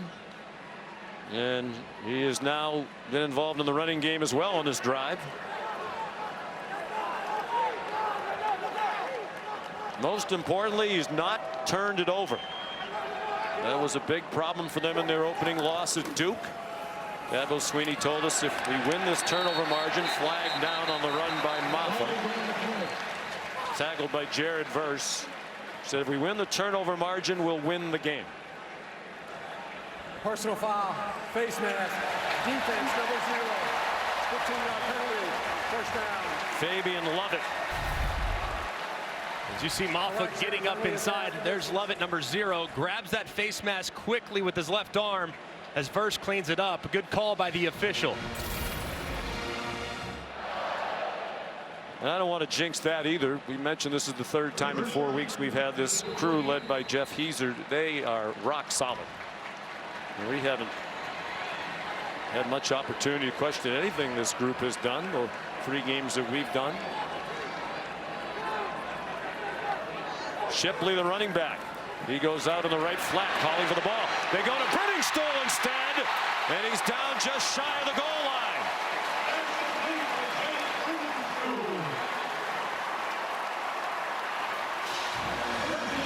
Thirteen-yard play. And a Florida State player down. It's Jarian Jones, who put pressure on Cade Klubnik on that throw. You're going to see pressure just right off the left side. Great disguise there by Florida State. Jarian Jones is able to come free and delivers a huge hit to Cade Klubnik's backside. Klubnik feeling that presence, gets it out just in time and makes a nice throw to the big target Brenningstool to set up 1st and goal. 3rd catch for 47 for Brenningstool. Jones got the worst of it. And is being scored to the 10th. 1st and goal, Clemson. They were up 10-0, led 17-7. Before Florida State came back to tie it. Here's the 10th play of this drive. Watch for the QB sneak if they motion him behind Klubnik. Good call, Greg.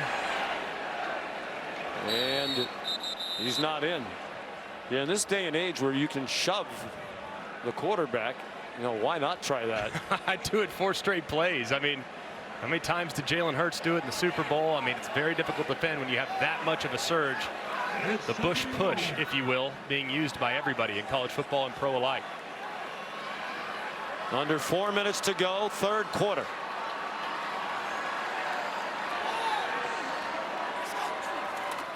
Shipley to the goal line, touchdown! His 2nd touchdown of the day, his 1st rushing touchdown of the season.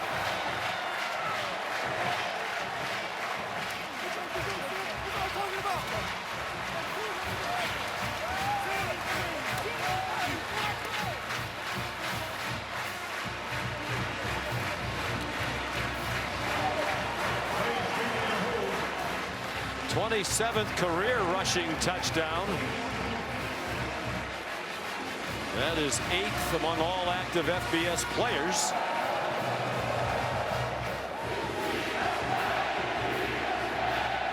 Play, 77-yard drive, just under 5 minutes to do it.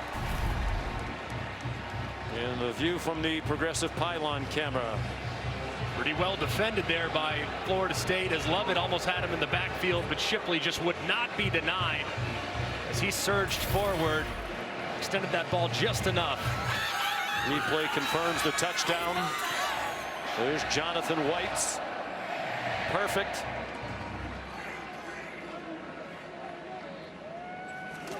So far today. And the extra point is good.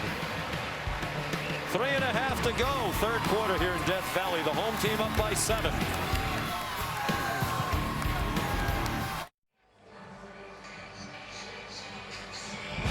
There's the lineup of games later today on ACC Network. Boston College is at Louisville at 3:30, and tonight at 8, North Carolina, ranked number 17, at Pittsburgh. Both games also available on the ESPN app.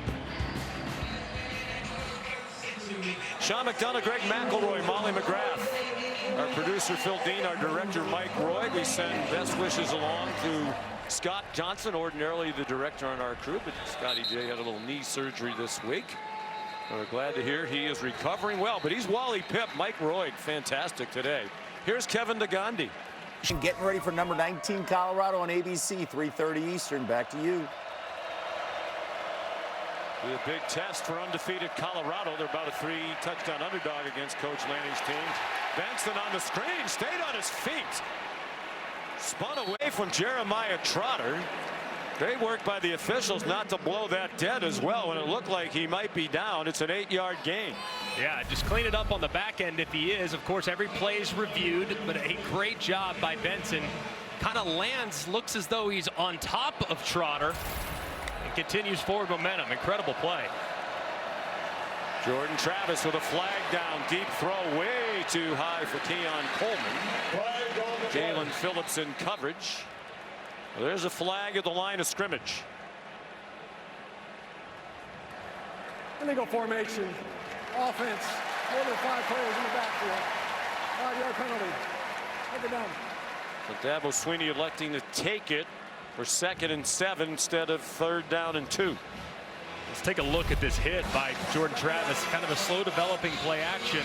See number 54 Trotter sees a vacancy in the offensive line and delivers another big hit. Remember, Jordan Travis injured his left shoulder in the game against Boston College last week and has been grimacing multiple times today.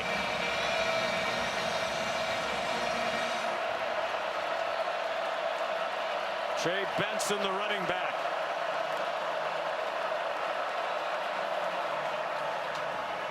Trey Benson, the ball carrier, stacked up at the 29-yard line.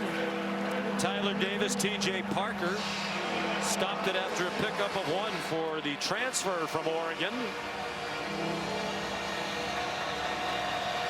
Florida State has 17 players who have started games who came in as transfers. Mike Norvell has really hit the jackpot several times in the transfer portal, while Clemson philosophically has stayed away from it.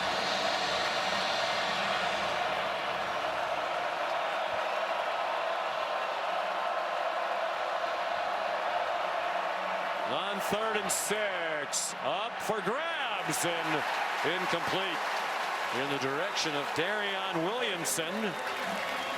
Interesting receiver to target in that instance. Really not one of their top receivers, just 3 catches all year. Mike Norvell was pretty irritated on the sideline, wanting a hold. As you can see, that right arm of Makuba did look like he grabbed the jersey just a little bit as Williamson was trying to release vertical, but the throw was way off target. Clearly just not on the same page with his wide receiver.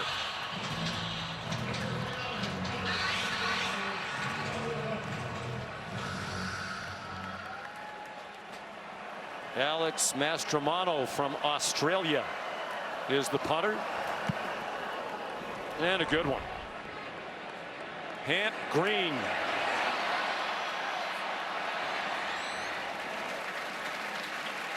He brought it back to the 25-yard line. Well, while Dabo Swinney's kind of like the tough guy bouncer denying entry to transfers. So they're all about evaluation and development and retention. Florida State taking advantage of the portal. That has definitely helped speed up the rebuilding job done very well by Mike Norvell. And they've really hit on the portal too. I mean, you think about some of the additions. I mean, big time impact players. Of course, Jordan Travis, Trey Benson, Johnny Wilson, Keon Coleman, Jared Verse, a handful of others. Their best players are all transfers, whereas Clemson believes in a little bit more of a developmental approach and has not really utilized it to fortify their depth at many places. Phil Maffa. Phil Maffa. Phil Maffa all the way to the Florida State 30. What a run.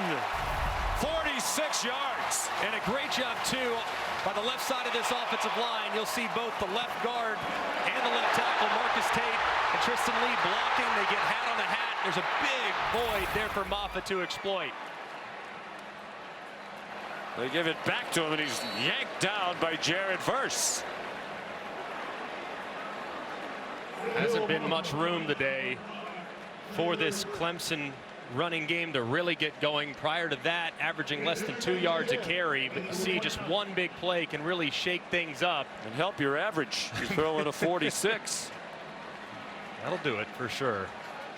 It's a great job there by the left side of that offensive line, pulling out and making some plays. Not the longest run of the year for Maffa. He had a 49-yarder earlier this season, which is the longest for their team this year.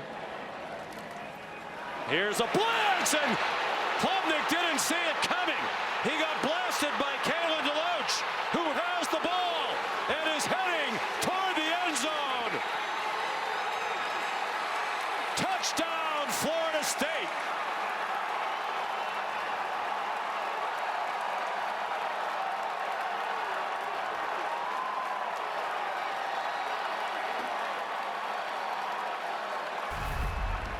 Wow. I mean, what a timely blitz here by defensive coordinator Adam Fuller. It looks like Maffa, maybe he's responsible because Cade Klubnik thinks he's protected. He's not looking at the pressure whatsoever. You saw Maffa kind of sneak out into his route. His eyes were looking around. Instead, they bring the pressure off the right-hand side, deliver a massive hit to Cade Klubnik. The ball falls out going to the left, and what a turn of events for the Seminoles. 56 yards by DeLoach. The best thing that happened to him and to Florida State was the ball clanged off the hands of Braden Fisk. The defensive tackle got to the much speedier DeLoach. And the extra point is up and good by Ryan Fitzgerald. And we're tied again at 24 in the final 31 seconds of the third quarter. Man, how about the hit? Perfectly executed there by DeLoach. He attacks the quarterback's throwing hand. Cade Klubnik has absolutely no chance whatsoever to hold on to that football, especially as he's getting ready to release it. And DeLoach finishes what he started, as Mike Norvell has to love what he just saw from his defense, who was on their heels just a moment ago. First turnover of the game for either team. Mentioned Dabo Swinney said we have to win the turnover margin if we're going to win this game. They're -1. That was their biggest problem, their opening night loss at Duke. Turnovers, a couple of blocked field goals, and twice they were inside the 10-yard line on 1st and goal. It's James Rosenberry, the long snapper, who's injured and being helped off now. They had a 1st and goal at the 7 in the third quarter, 1st and goal in the 1 in the second half at Duke. Fumbled both times, and you're not going to win when that happens, especially against a very good team like Duke. And just a killer there too, because Clemson was really starting to ramp it up. Finally get a big play in the run game. They're in a great rhythm offensively. Florida State, hands were on their hips a little bit, starting to feel the pressure and the walls closing in here in Death Valley. And they just make the biggest play of the game by a mile in the sudden change and totally flipping the momentum on its head. Mike Norvell brought Adam Fuller with him from Memphis, where Fuller had been his defensive coordinator. So Fuller's been with him in Tallahassee for all 4 seasons. And he's a very good coach, Adam Fuller. Well-timed pressure.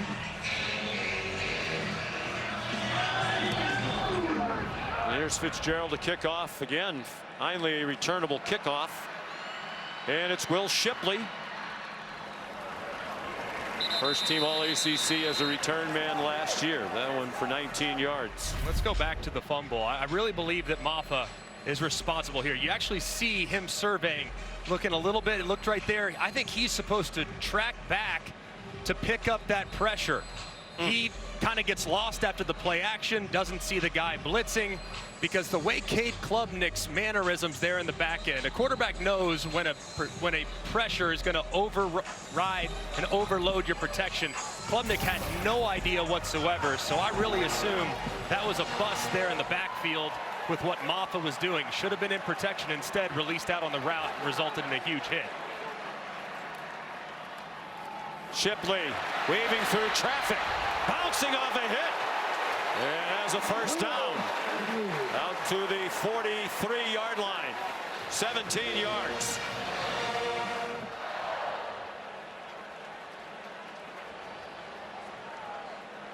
And they're starting to put together some big runs.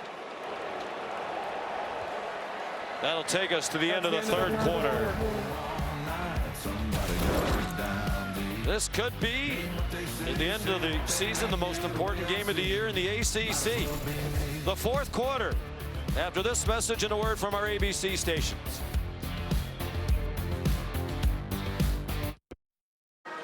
Coach, you're now -1 in the turnover margin. What was your message to your offense after that mistake? We got to go right back. You know, we just missed a protection. We got to cross it over with the back there. Good play by them. You know, unfortunate we fumbled it, but great play. But hey, we got to go right back. And we've been moving the ball the whole game, so let's just respond. This is how you win games like this. And they're not going to lay down, and neither are we. So we got it to the fourth quarter. Got a heck of a matchup. We got to find a way to win it. All right, thanks, Coach. Well, confirming your suspicion, Greg, that it was Maffa who missed that block on the big turnover. On the first play of the fourth quarter, Klubnik threw toward Adam Randall. Crowd thought he was being held by Azareye'h Thomas. No flag. Tied at 24. Florida State has lost 7 in a row to Clemson. But they dump Shipley. Renardo Green up from the corner for a 2-yard loss. Mike Norvell's team overall has won 9 straight back to last year. Man, how about Renardo Green right here, coming up right on the outside. He has contained, but he recognized the opportunity to deliver a big hit, and he does so to set up 3rd and long. 3rd and 12. Well, something has to give here today. Clemson's won 25 straight conference home games. That streak on the line today. Here's pressure. Klubnik got it off quickly. Diving catch made short of the first down. Troy Stellato has become a big factor today. In fact, he has an 8-yard gain on that catch, his 4th catch of the day. Back-to-back incredible plays by Renardo Green, the 5th-year senior. Makes the tackle behind the line of scrimmage on Shipley to allow his defensive coordinator to call an all-out pressure. Then he's on an island against a slant moving away, and he makes the tackle short of the line to gain. Just a terrific sequence there from the corner.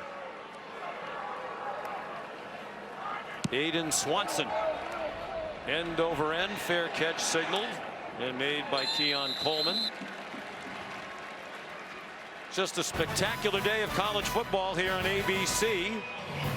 Right after we're finished, we send you to Eugene for the top 20 matchup. Number 19, Colorado at number 10, Oregon tonight. Saturday night football presented by Capital One. Number 3, Texas against Baylor. And still almost the entire fourth quarter to go here after a 39-yard punt. Jordan Travis and the Noles on offense. They had 1 first down as a team in the 3rd quarter, where they scored 10 points with that defensive touchdown. From their own 13. The design rollout for Travis. Throwing it up for Wilson, and he can't play it. Well covered by Nate Wiggins. Continue to be impressed by this Clemson secondary. Wiggins there. This is a really tough draw against these Florida State wide receivers. They have great length. They can separate. They can make contested catches, but they have been draped on them most of the afternoon, making it very difficult for Jordan Travis and company.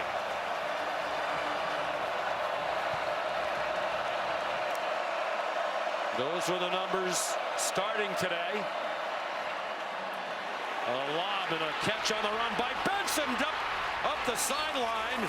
Jeremiah Trotter didn't get him, and that led to much more run after the catch. Jaden Lucas finally to stop, 29 yards. This is a heck of a throw by Jordan Travis. He knows that he has an unblocked defender that's coming right at him. He has to loft it over the defender, and he does so beautifully right into the outstretched arms of Benson. That is such a difficult throw. It doesn't look like it, but my goodness, what a play. For 29 yards, Travis is now thrown for 221. Plenty of time, throwing the wheel route and juggled and incomplete off the hands of Jaheim Bell. They had the linebacker Barrett Carter covering him again.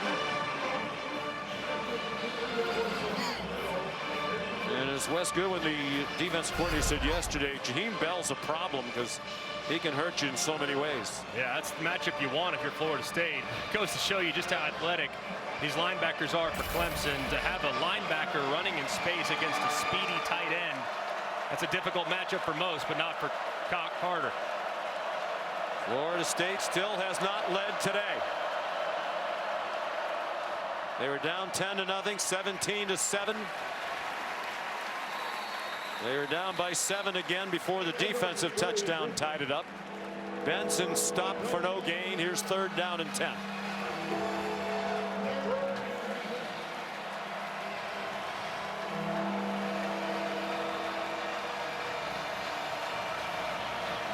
Big play call for the 41-year-old head coach Mike Norvell.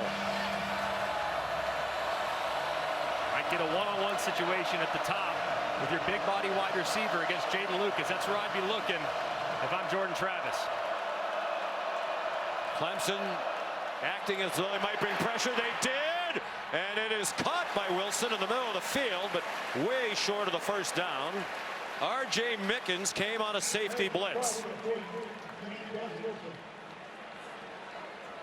And I would think that they would punt with 6 yards to go in their own territory. That was a heck of a play there by Jordan Travis. Pretty fortunate, though, that big Johnny Wilson was on the receiving end. He kind of threw that one up for grabs. And another timely pressure from the defensive coordinator, Wes Goodwin, on 3rd down. Wes Goodwin said he's much more comfortable and confident himself in his 2nd year as the coordinator. Mastromano. Good end over end kick. Oh boy. They let it bounce. And that was a mistake. Greedy Vance down it. It was Hamp Green, who's not usually their punt returner, back there. 51-yard punt. You're watching ESPN Afternoon College Football on ABC, presented by Gillette Labs.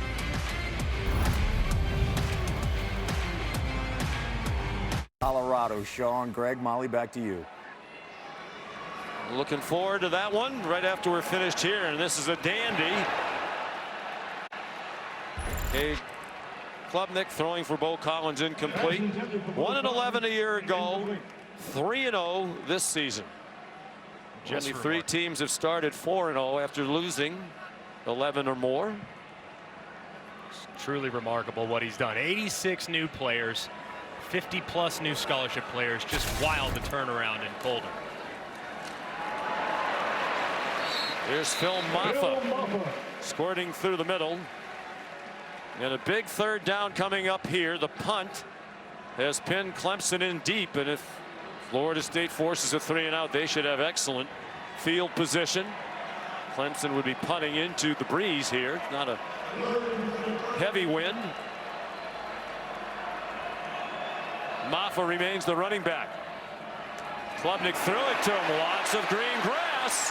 He tries to go up and over and gets shoved out of bounds with a 1st down as he tried to clear Kevin Knowles. It's a 12-yard gain. It's a very aggressive defense. You could see the misdirection, though, immediately there, called by Garrett Riley. Little fake to the left. Maffa's out in the flat to the right with some blockers out in front as he goes vertical to try to get up over that defender.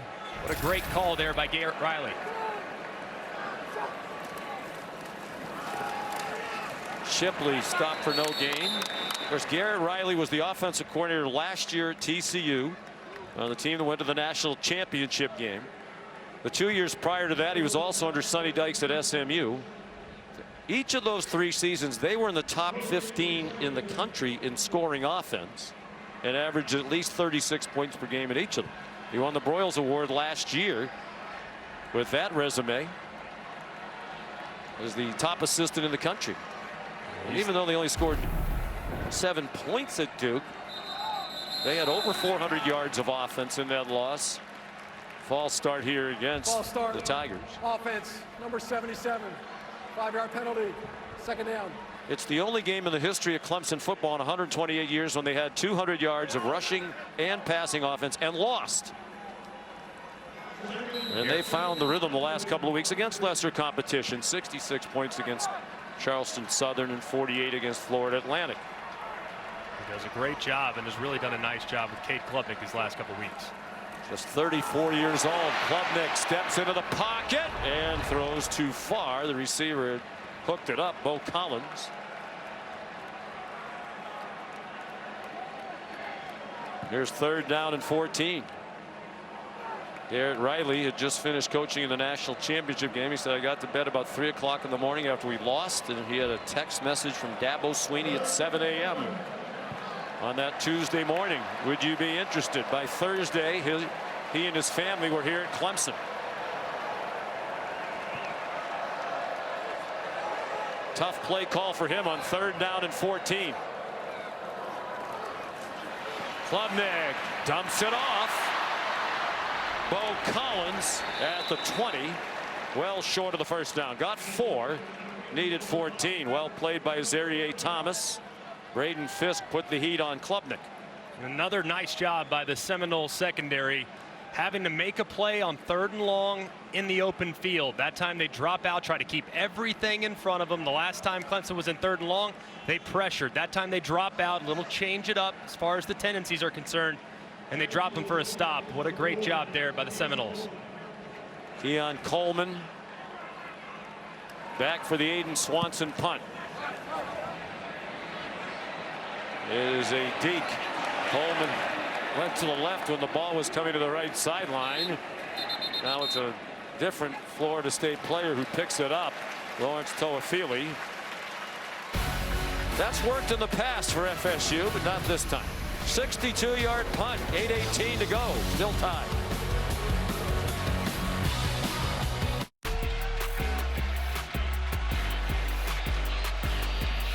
John McDonough, Greg McElroy, Molly McGrath in Clemson, South Carolina. A dandy for supremacy in the ACC, although there are other teams in the conference who think this might be their year as well. A lot of football to be played this season, but this is a huge game, as it is every year. Jordan Travis after a 62-yard punt by Aiden Swanson. Knowles thought they'd have better field position than this. Travis pulled it back and fired it over the head of Johnny Wilson. Hard to do. That's been a good battle out there on the edge with Nate Wiggins in coverage. Right there, a little run pass option. It looked like Travis there had plenty of room. If he wanted to run that, he would have gained 7 or 8 yards, no problem whatsoever. It felt like Johnny Wilson got behind the defender, decided to cut it loose, and unfortunately for him, missed the mark.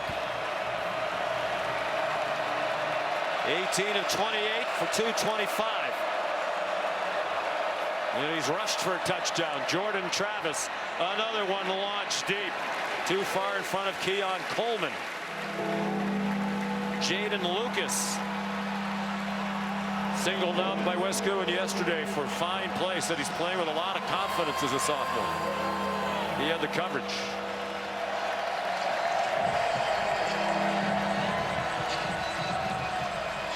They're 3 out of 10 on 3rd down. Mike Norvell's Knowles.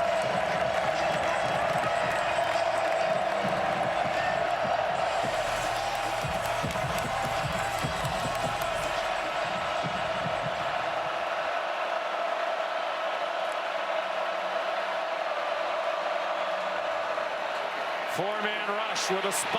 Now the spy comes after Travis. On target to Wilson, but short of the 1st down. There is a flag in the offensive backfield. Looked like Xavier Thomas was held by Jeremiah Byers. He was.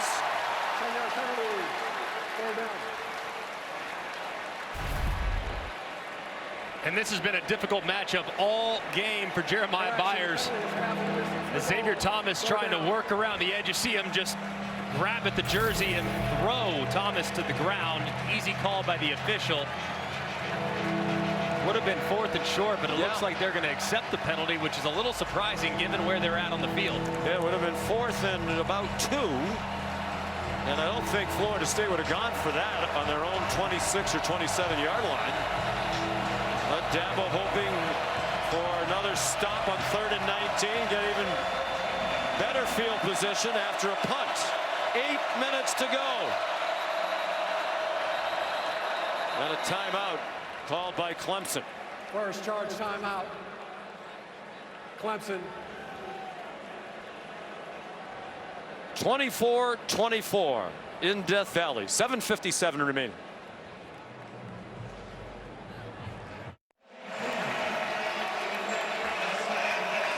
With a big defensive play for Dabo Swinney, came flying down the sideline to call timeout. And then after he did, he wasn't happy with what they had going on there, obviously. After he came down and got the timeout, he went running back and got right in the face of Wes Goodwin again. Not happy with the defensive coordinator. Kind of threw Wes under the bus at the interview at the end of the first half as well. But can the defense make the play? They did. After the timeout, it's Xavier Thomas.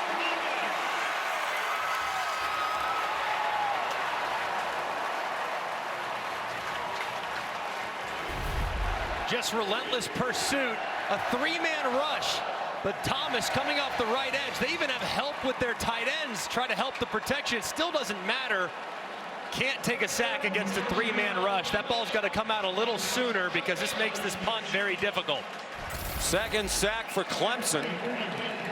Well, after Swanson's big punt, flipped the field position, Florida State needs one, and they get a good one from Mastromanno. Sending Hamp Green back inside his 35. And he's to the 43, perhaps the 44. Here's Kevin Nagandi. Sean, we got to. All right, gentlemen, thank you. Last three Clemson drives. 3 plays in that fumble returned by Florida State for a touchdown. 4 plays and a punt, 6 plays and a punt after they'd scored on 4 of the previous 5 possessions. Bo Collins, powerful run after the catch, an 8-yard completion from Cade Klubnik. I like the call there by Garrett Riley. Easy completion for your quarterback to kind of get the drive started, give him confidence back. And trouble. And Klubnik got back on it. That was reminiscent of the Duke game when he had a costly missed exchange down around the goal line.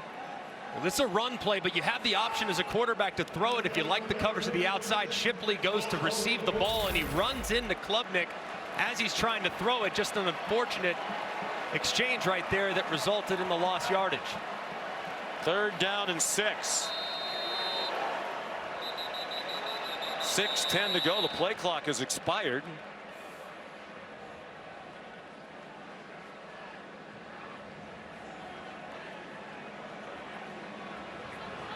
Guess the conversation might be, was it properly reset? There is no foul for delay of game. The play clock was never reset accordingly. It is 3rd down.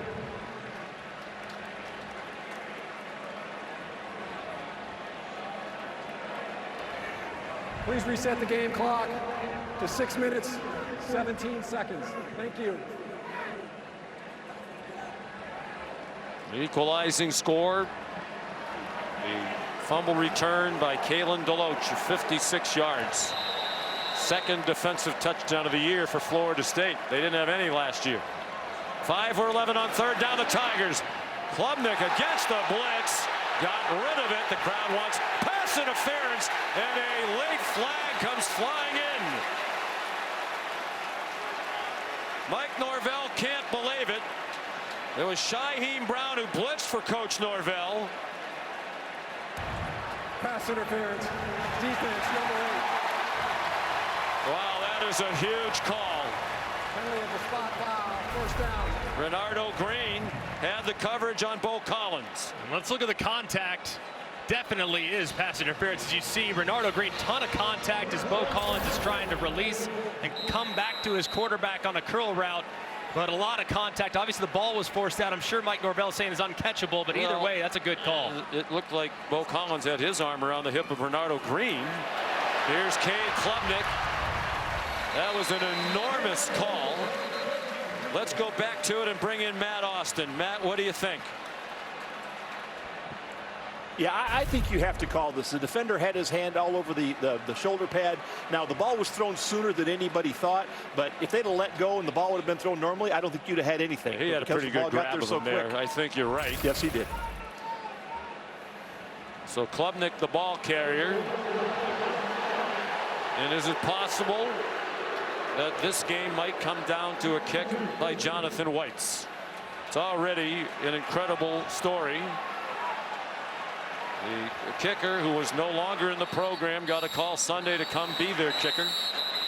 Showed up on Monday and has been flawless so far today. 3 extra points and a made field goal. Clemson down to 1 timeout. 5:20 to go. Florida State and Clemson tied at 24.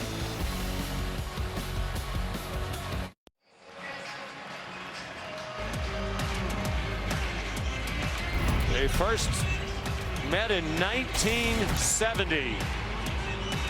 So many big games throughout the years, Florida State and Clemson, and another one here today. Florida State has the nation's 4th longest active winning streak back to last year. They haven't defeated Clemson since 2014. Clemson has not trailed today. Twice had a 10-point lead, 2nd and 2. And a first down run by Will Shipley. With a pickup of 4, Kalen DeLoach, who had the game-tying defensive score, made the tackle. And when they snap it next, they'll be under 5 minutes to go. And Clemson now not in any hurry, in scoring position with a chance to take the lead.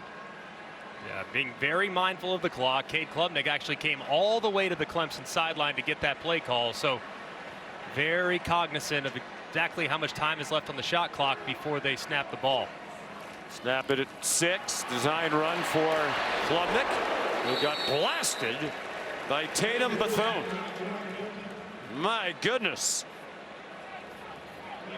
And they're helping Klubnik get his shoulder pads back inside his uniform. And Tatum Bethune is just a heat-seeking missile. He identifies the quarterback on the slow draw with pull action out in front. And he delivers a huge hit to Cade Klubnik en route to setting up a 2nd and long.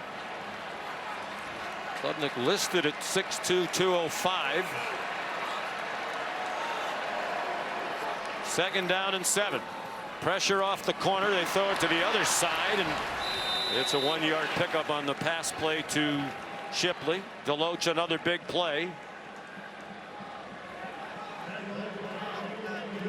Shipley with 4 catches now, tied for the team high.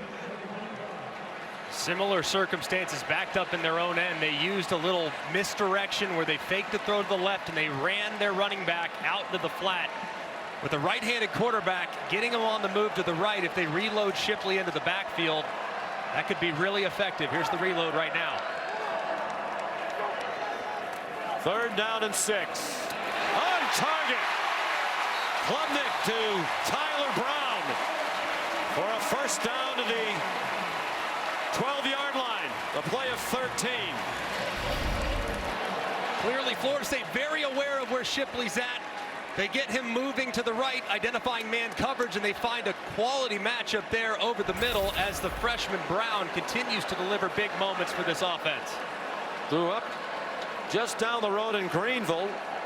Wanted to play for Clemson. They weren't recruiting him, despite the fact his high school coaches kept after the Tigers staff. Thought he might be going to Minnesota. Then after Thanksgiving of last year, they made him an offer. And he's been a very important player. Shipley stopped. And is it time for Florida State to start thinking about timeouts? Clemson has plenty of time left. They're in field goal range. It's Florida State who might need the time.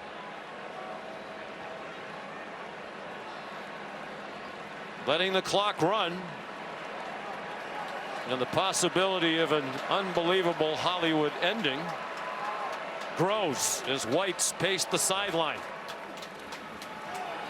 They fake a trick play, and the ball's batted down by Patrick Payton. 3rd down and 11, and it also stops the clock. Yeah, more importantly, stops the clock here. Try to go with a little misdirection. Payton plays it perfectly, beats it around the right-hand side, and at 6'5" and change, it's going to be difficult to get that throw up and over the top. Don't love that play call there from Garrett Riley at all. And they had it covered everywhere. Even if it had been batted down, it looked like they had the receivers in coverage. 1:55 to go, 3rd down and 11. 10th play of the possession. They bring pressure. Klubnik, and a big tackle, another big play by Patrick Payton, and now Norvell will use his first timeout. Charge timeout. Florida State. With a minute 49 to go. And here comes Jonathan Whites. And if you joined us late, Whites was in the football program the previous 4 seasons as a backup. In 4 years here, never attempted a field goal. Kicked 3 extra points, 3 for 3, won each of the last 3 years. Most recently on senior day when they let him kick one at the end of a rout against Miami. He left the program knowing that Robert Gunn would be the kicker this year, even though he had a year of eligibility left. Gunn has struggled. Dabo Swinney's son said, Jonathan White still has eligibility. He's in school. He's in grad school, doing it online in Charleston. Dabo called him Sunday. Whites was here Monday. Kicked well during the week. And he made a 30-yard field goal to start the scoring today. He's made 3 extra points. Dabo Swinney said it's either going to be great or terrible. This would be the ultimate greatness. Middle of the field.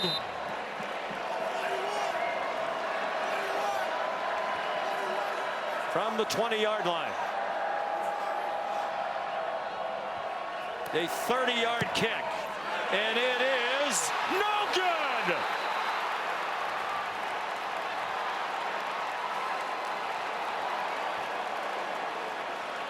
Mom Lisa, the Whites family, Jonathan the dad, they can't believe it.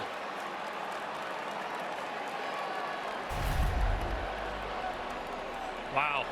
Perfect snap, perfect hold, good contact. Unfortunately, though, that left foot angled just a little bit wide. And he pulls that ball just outside the left upright. What would have been a Hollywood ending. Well, the writers are on strike. Just agony as the field goal unit continues to play this Clemson Tiger team. So now a chance for the dramatic ending for Florida State on the road.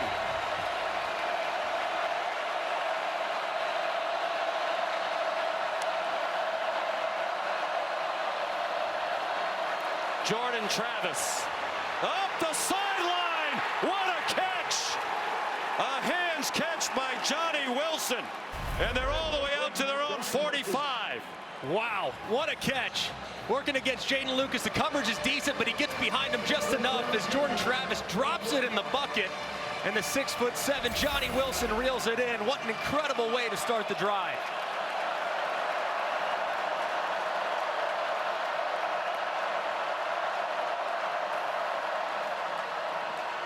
Travis, a good fake. Travis got away and then slid down after he escaped T.J. Parker.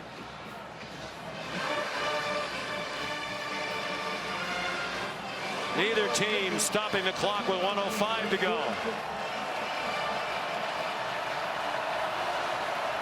Might it come down to the foot of Ryan Fitzgerald? Travis hooks it up for grabs, incomplete. Wilson again with Lucas in coverage, and he had help coming over the top from Shelton Lewis.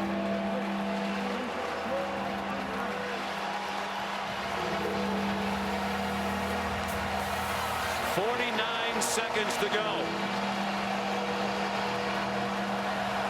Not in field goal range for Fitzgerald at the moment.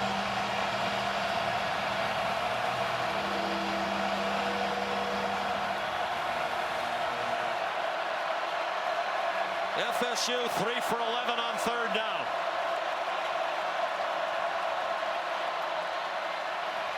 Travis after the pump on target for a first down to Johnny Wilson to the Clemson 39. An excellent job at protection too by Florida State. They've struggled a little bit with the speed rush of Clemson, and that time they give Travis plenty of time. 18-yard play. Travis too high for Wilson. He was under duress from Ruka Rororo. As a quarterback here, you know you're kind of right there on the fringe of field goal. You got to be thinking pressure by the defense because Wes Goodman's thinking, hey, we got to knock them out of field goal range. So Mike Norvell and his this quarterback, they have to understand that Clemson's likely going to be aggressive. How quickly can you get the ball out? How quickly can you find a receiver in space to see if they can create some yards after the catch?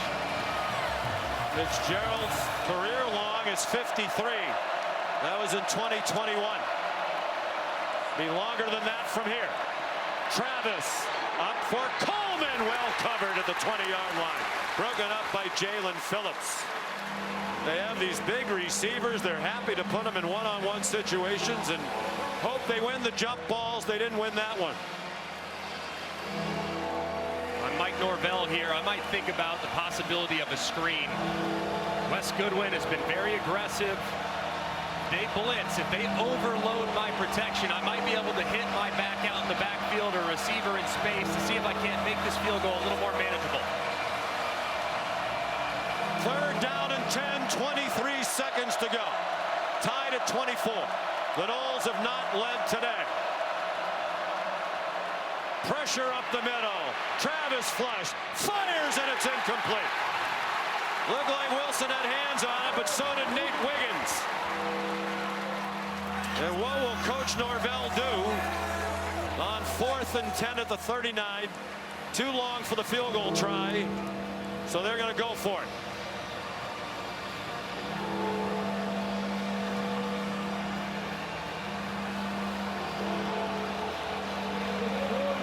Do you like this move, Greg? I do. I would take a timeout. This snap is too important to kind of rush out there and not get a good look of what the defense is going to do. And it's Clemson that uses the timeout. It's last. Third, final timeout. Clemson, 30 seconds. And to me, that's interesting too, because if you're Clemson and you get a stop here, you're one play away from field goal range again. You might want that timeout to get the field goal team out there, stop the clock. Now you're not going to have it. And you always have to keep one in your pocket for the kicker, but with 18 seconds left, this play likely to take at least 5 or 6. You still have to go about 20 yards. And of course, with being under 2 minutes, the clock will stop after a first down. You would have enough time to potentially get up, spike the ball, but either way, keeping that timeout in your hip pocket would have been extremely valuable for Clemson there.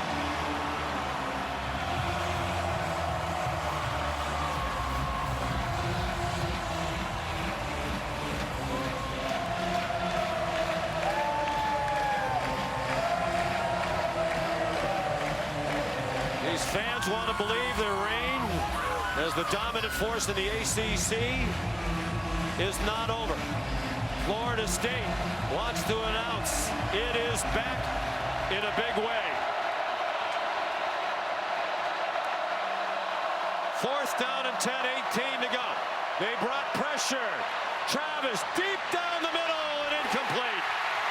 Looking for Keon Coleman.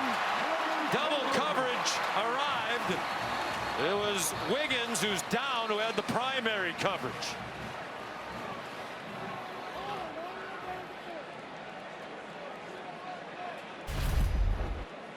And it was a good job buying a little time by Jordan Travis, working one-on-one.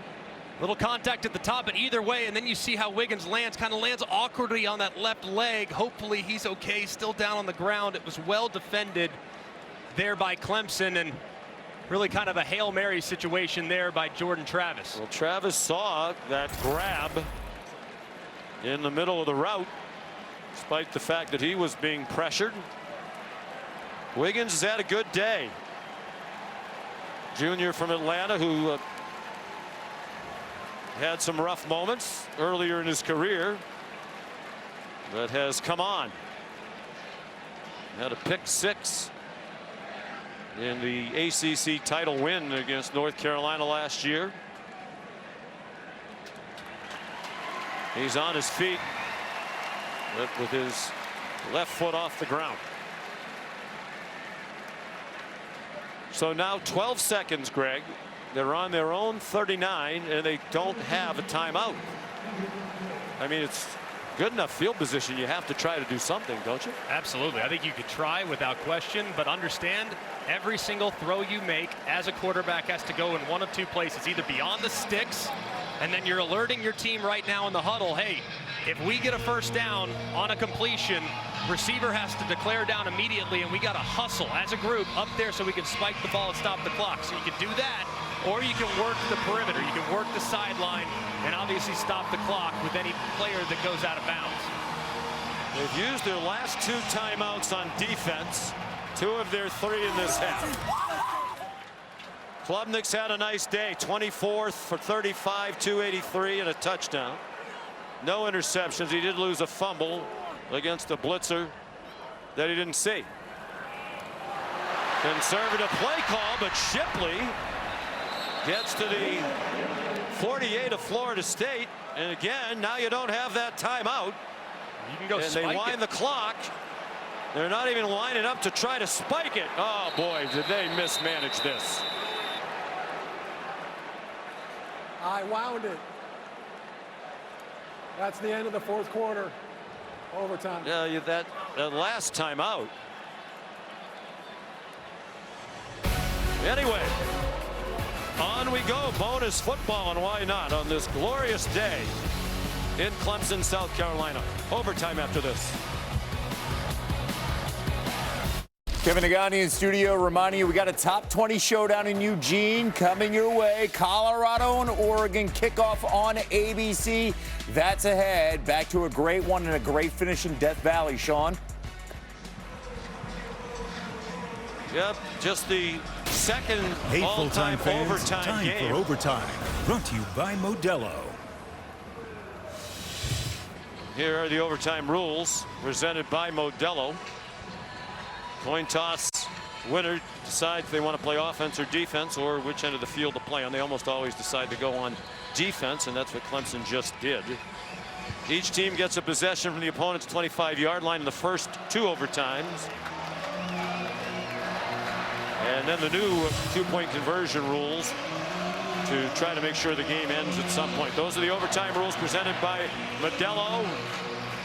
Dabo Swinney trying to fire up the crowd. The only previous overtime game in this series was the last time Florida State won in Tallahassee, playing without suspended Jameis Winston. Here's Jaheim Bell on the first play of overtime. And he's stacked up after a 1-yard gain. The primary defender, Tyler Davis.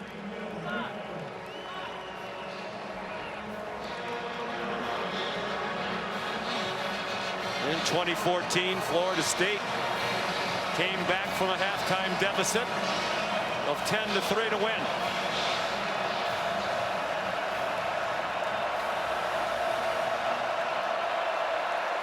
Second and 9. Jordan Travis throwing into single coverage, and the catch made. They keep firing those jump balls, and that time Keon Coleman brought it down for the touchdown. 24 yards, and Florida State leads for the first time today. What an incredible catch by Keon Coleman, and tremendous recognition by his quarterback, Jordan Travis. A moment ago, Nate Wiggins injured on that long 4th down play. So he's working against Jaden Lucas, the young sophomore, talented player, but a guy that's probably not going to be able to win that 50-50 ball against the incredible Coleman. Every point important in overtime. Fitzgerald's PAT is good.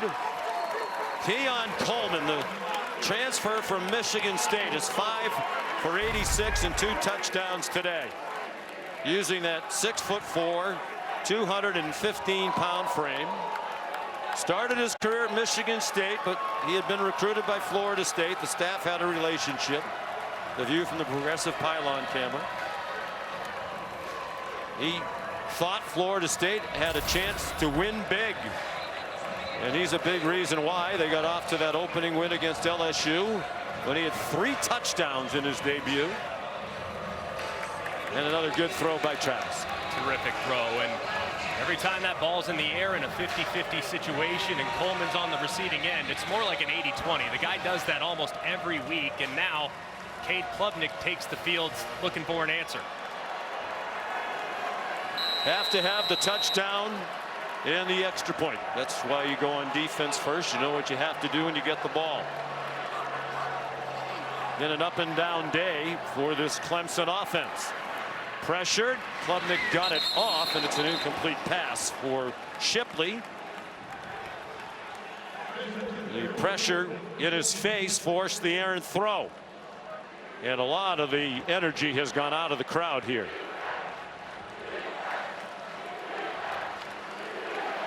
In fact, the only noise we hear right now is the Florida State small section in the far left corner chanting defense. Palpable tension from the home crowd. Shipley, tough run. He was not going to be stopped. He is 6 inches from another first down.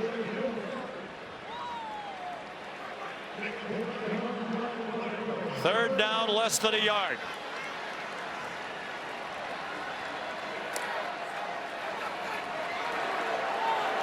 Shipley, the lone running back again. They faked it to him. They throw it out wide and lost yardage. Adam Randall stopped by Renardo Green. And the crowd boos the play call. And they got a little fancy late in regulation, and that one seems to me to be overthinking it, Greg. Yes, and they give Cade Klubnik the freedom. If he likes to look to the left, he can throw it. But that's really designed to be a handoff. As an older quarterback, you will understand the down and distance and what you need in order to get a fresh set of downs. Instead, he throws it out, set up 4th and 2 for the game. About a yard and a half that they have to have, or it's ball game over. Klubnik deflected and incomplete. Florida State wins at Clemson.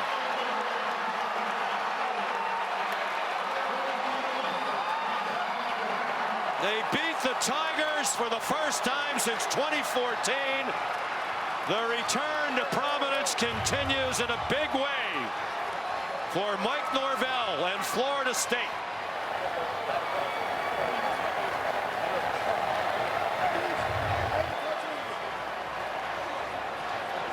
They are back, aren't they, Molly McGrath?